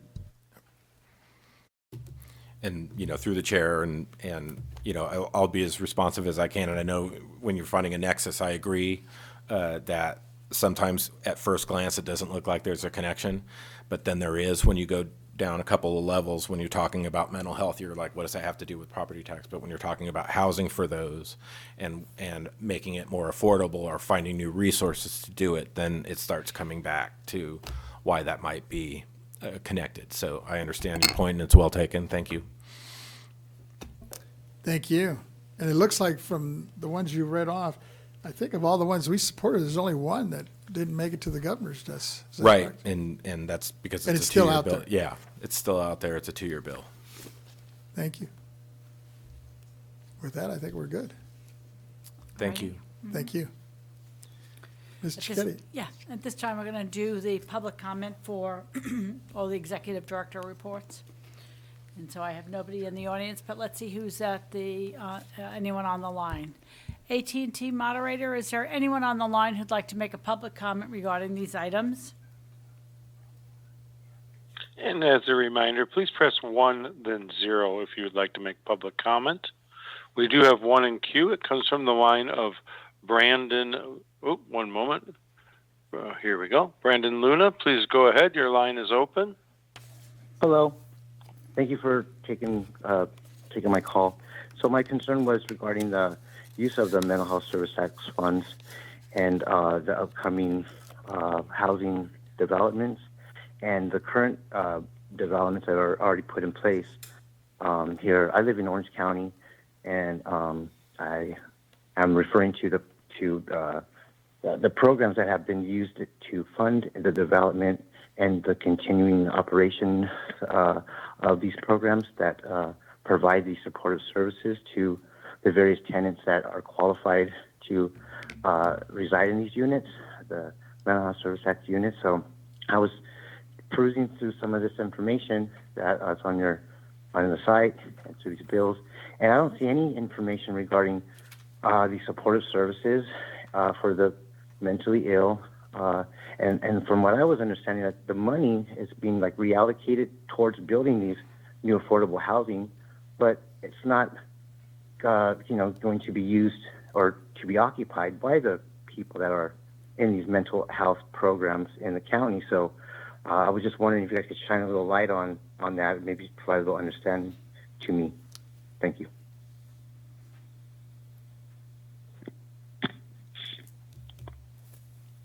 All righty, thank you This is very the one I much for think your you were comment. referring to.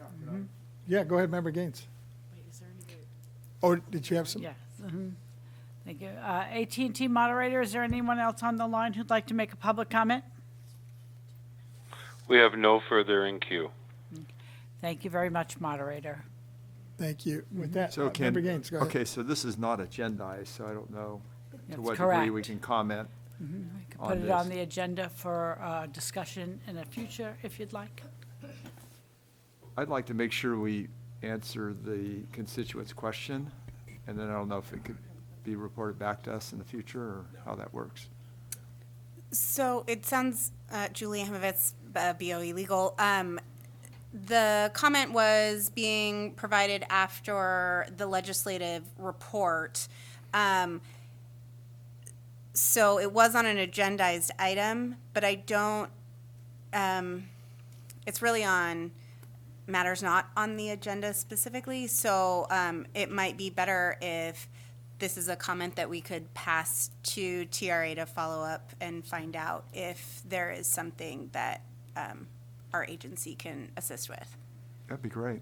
Yeah, so we can expect a phone call from Ms. Thompson. Ms. Thompson or the folks in Team. her department to follow up with this constituent, and then we could hear back. You woke her up. Here she comes. So we'll go back and kind of listen to the tape and see how it really. Wait, yes. Oh, you do? Okay, well, that's helpful. This is the same Okay. person who submitted the written comment. That's what I was correct? looking at, yeah. I Yes. saw that, We'll look So- into to see how, if it pertains to property taxes, and then Correct. if it doesn't, we'll kind of look into it and direct them to the appropriate resources if it's outside of our jurisdiction. Very well. Thank you. Yeah, Vice Chair Lieber, go ahead. Thank you. And under the pieces of the executive director's report and pursuant to the ledge report that we had, I wonder if there was already hearing done in the legislature about this, and if possible, if we could get a link to the video, because I think it's going to be of sufficient interest to our constituents that we're going to want to be briefed on it to be able to, answer their questions. And March is coming up pretty darn fast as well. So if the legislature did that normal oversight hearing, thank you. Question of clarification, if I Go could, ahead, through the Member chair. Is that in reference to Proposition 1 or? Yes. Yes, to thank you. Proposition 1. Yeah, I really appreciate Member Emron for bringing that up. And yeah, because I think we want to keep an eye on it as it relates to housing. And I'd like kind of a broad overview of what it is. I think it'd be very helpful for the board, but especially our constituents. So. Thank you. Good afternoon, honorable members. We've had 3 comments now on Proposition 1 where you're looking for some additional information. So I'm going to take that as a board consensus and have the staff look into it. I just want to make it clear on the record. Thank you. That'd be great. Okay. Thanks. With that, Ms. Chiketi, Our last item on today's agenda is closing remarks and adjournment. yes, members, I have 2 adjournments I'd like to adjourn under. I'd like to adjourn this meeting in memory of 2 outstanding Latina leaders from Los Angeles County who made tremendous contributions in their multifaceted careers. First, I'd like to recognize Dolores Sanchez, a longtime community leader and publisher of a chain of bilingual newspapers who passed on September 28th at the age of 87. In 1969, she was among a dozen Mexican-American investors who purchased Eastern Group Publications, which at its peak operated 11 newspapers that included the East Side Sun, the Mexican-American Sun, the Commerce Comet, and the Bell Garden Sun. Working in a neighborhood that had been fractured by freeways and urban disregard, Sanchez created a critical forum for Latinos in a part of Los Angeles that had long been marginalized or overlooked.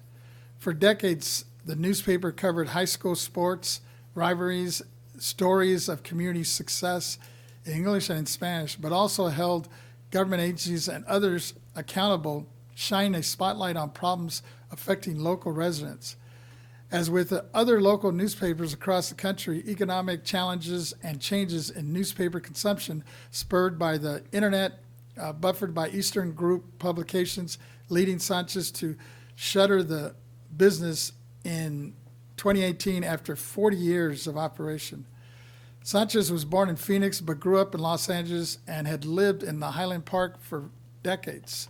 She owned several grocery stores with her first husband. After her divorce, stayed active in political and civic groups. Time when Los Angeles Mexican community was battling for political influence at local and state and federal levels. Sanchez was among the founders of the Mexican American Political Association, a pioneering group that sought to boost civic engagement in the early 60s and increase the number of Mexican American elected officials, as well as Chicana Service Action Center, a nonprofit that provided job training and other services for Latinas. Next, I'd like to recognize another trailblazer in both politics and environmental activism, San Fernando City Council member Cindy Montañez. She started her career in local government and then actually came up here to the legislature on the assembly side of the House and was always very active, not only here up in the northern part of the state, but in the San Fernando Valley. Montañez's drive to fight for her community had its roots in the stories of her family. Her Mexican immigrant parents settled in the northeastern San Fernando Valley, where her factories spewed chemicals and companies dumped waste with very little care for those who lived nearby. The 4th of 6 children, she grew up in a household where healthy living was emphasized as the way of survive and tough, toxic environment they lived in. For years, the family would get up every morning at 5 a.m. to run together. They also would drive to the Central Valley on weekends to pick crops, then sell them in the back home. At UCLA in 1993, Montanez, as a teenage sister, joined a 14-day hunger strike to establish the Chicano Studies Department, and just 6 years later, she brought her desire to make a difference to the political arena. She was the youngest person ever elected to the San Fernando City Council in 1999 at the age of 25, and the youngest woman elected to the California State Legislature at the age of 28 in 2002. 2 years later, she chaired the powerful Assembly Rules Committee, becoming the youngest person, first Latina, and first Democrat woman to hold that post. In the Assembly, Montanez made national headlines in 2005 for authoring AB 68, the Car Buyer's Bill of Rights, a consumer protection bill that was among the first of its kind in the nation. After leaving Sacramento, she became an assistant general manager of the Los Angeles Department of Water and Power, playing a crucial role in pushing the agencies to use cleaner energy and create better waste capture methods. Montanez became the CEO of Tree People in 2016, making her one of the few Latinas in charge of a large U.S.-based environmental nonprofit. She used the connections as a CEO to convince the Assembly last year to pass a $150 million bill to help schools combat climate change with more trees, shade structures, and gardens. In the weeks leading up to her death, she was lauded for her many important contributions. The California legislature declared her birthday, January 19th, to be Cindy Montanez Day. In the San Fernando and LA City Councils renamed Cindy Montanez Natural Park, the arena around the Pacoima Wash, which Montanez had long advocated as green space. And last week, the Los Angeles Unified School District voted to rename Gridley Street Elementary in San Fernando in honor of Montanez. Montanez is survived by her parents, Margarita and Manuel Montanez, along with siblings Maribel, Miguel, Robert, and Isabel, and Norma. She will be sorely missed, and I know my vice chair had also a strong connection with Cindy. So let me turn it to my vice chair. Thank you so much, Mr. Chair. And I appreciate your comments on both of these really trailblazing women. And I have nothing further to add in terms of Cindy, but I would be happy to generate a letter to her family to let her know that we're standing adjourned today in her memory. And it's a real loss for her community and all of California. To the very end, she was still far thinking and generating ideas, talking about what could be done to make life better for Californians. And it's a real lesson to all of us that we have to go out and get the most out of life. I've always kind of made a policy of trying to get mentors who are younger than me, and I'm thankful that I did, that I was able to get her ideas and to talk with her. And she talked about you and about your record and your mentorship just in the last couple of weeks before she passed away, Mr. Chair. So I'm thankful that you're bringing her name forward, as well as the Assembly and so many local bodies bringing her name forward in a powerful way, and always linked with the environment that should be a benefit for all Californians in every single part of California, of all ages, of all statuses. And so thank you, Mr. Chair, for bringing her up today. No, thank you. And I was blessed, as a mentor, not only for Cindy, but at the same time I had her as one of my mentees. I also had Alex Padilla, who was just a young graduate out of MIT, and now look at him, he's the U.S. Senator, one of our U.S. senators. But I mean, it's just a shame to see a young mind like that go so early. Member Gaines. Yeah, just amazed at how much she got done she passed away at age 49, am I correct? So it just speaks to the fact that we're a mere mist here on Earth. You know, we have a certain period of time, and let's make sure that we're as effective as we can be in that time that we've been given. So I'm so sad to hear about the loss, but so impressed at what she did in the years that she had here. So thank you. Deputy Controller. Thank you, Chairman. I want to thank you for bringing such an important icon up to, and may she rest in peace. And my love on behalf of the Controller to her and her entire family. When I was reading up on her and her record, I believe she was elected to the Assembly at 28 years old. 28 years old, and she passed away, unfortunately, before the age of 50 to cancer. So I'm just incredibly sad, and everything she stood for, and when it came to helping families and the environment. And it's just a really, really sad day, and it is, Senator Gaines, it is just a reminder to always cherish life and the beauty it is that comes with it, because we just never know when our day is our time's up either. So thank you both for bringing that up, and may she rest in peace. Thank you. Seeing no other adjournments, we'll adjourn this meeting at 3:57, and we will reconvene on November the 14th and 15th of 2023 at 10 a.m. Thank you.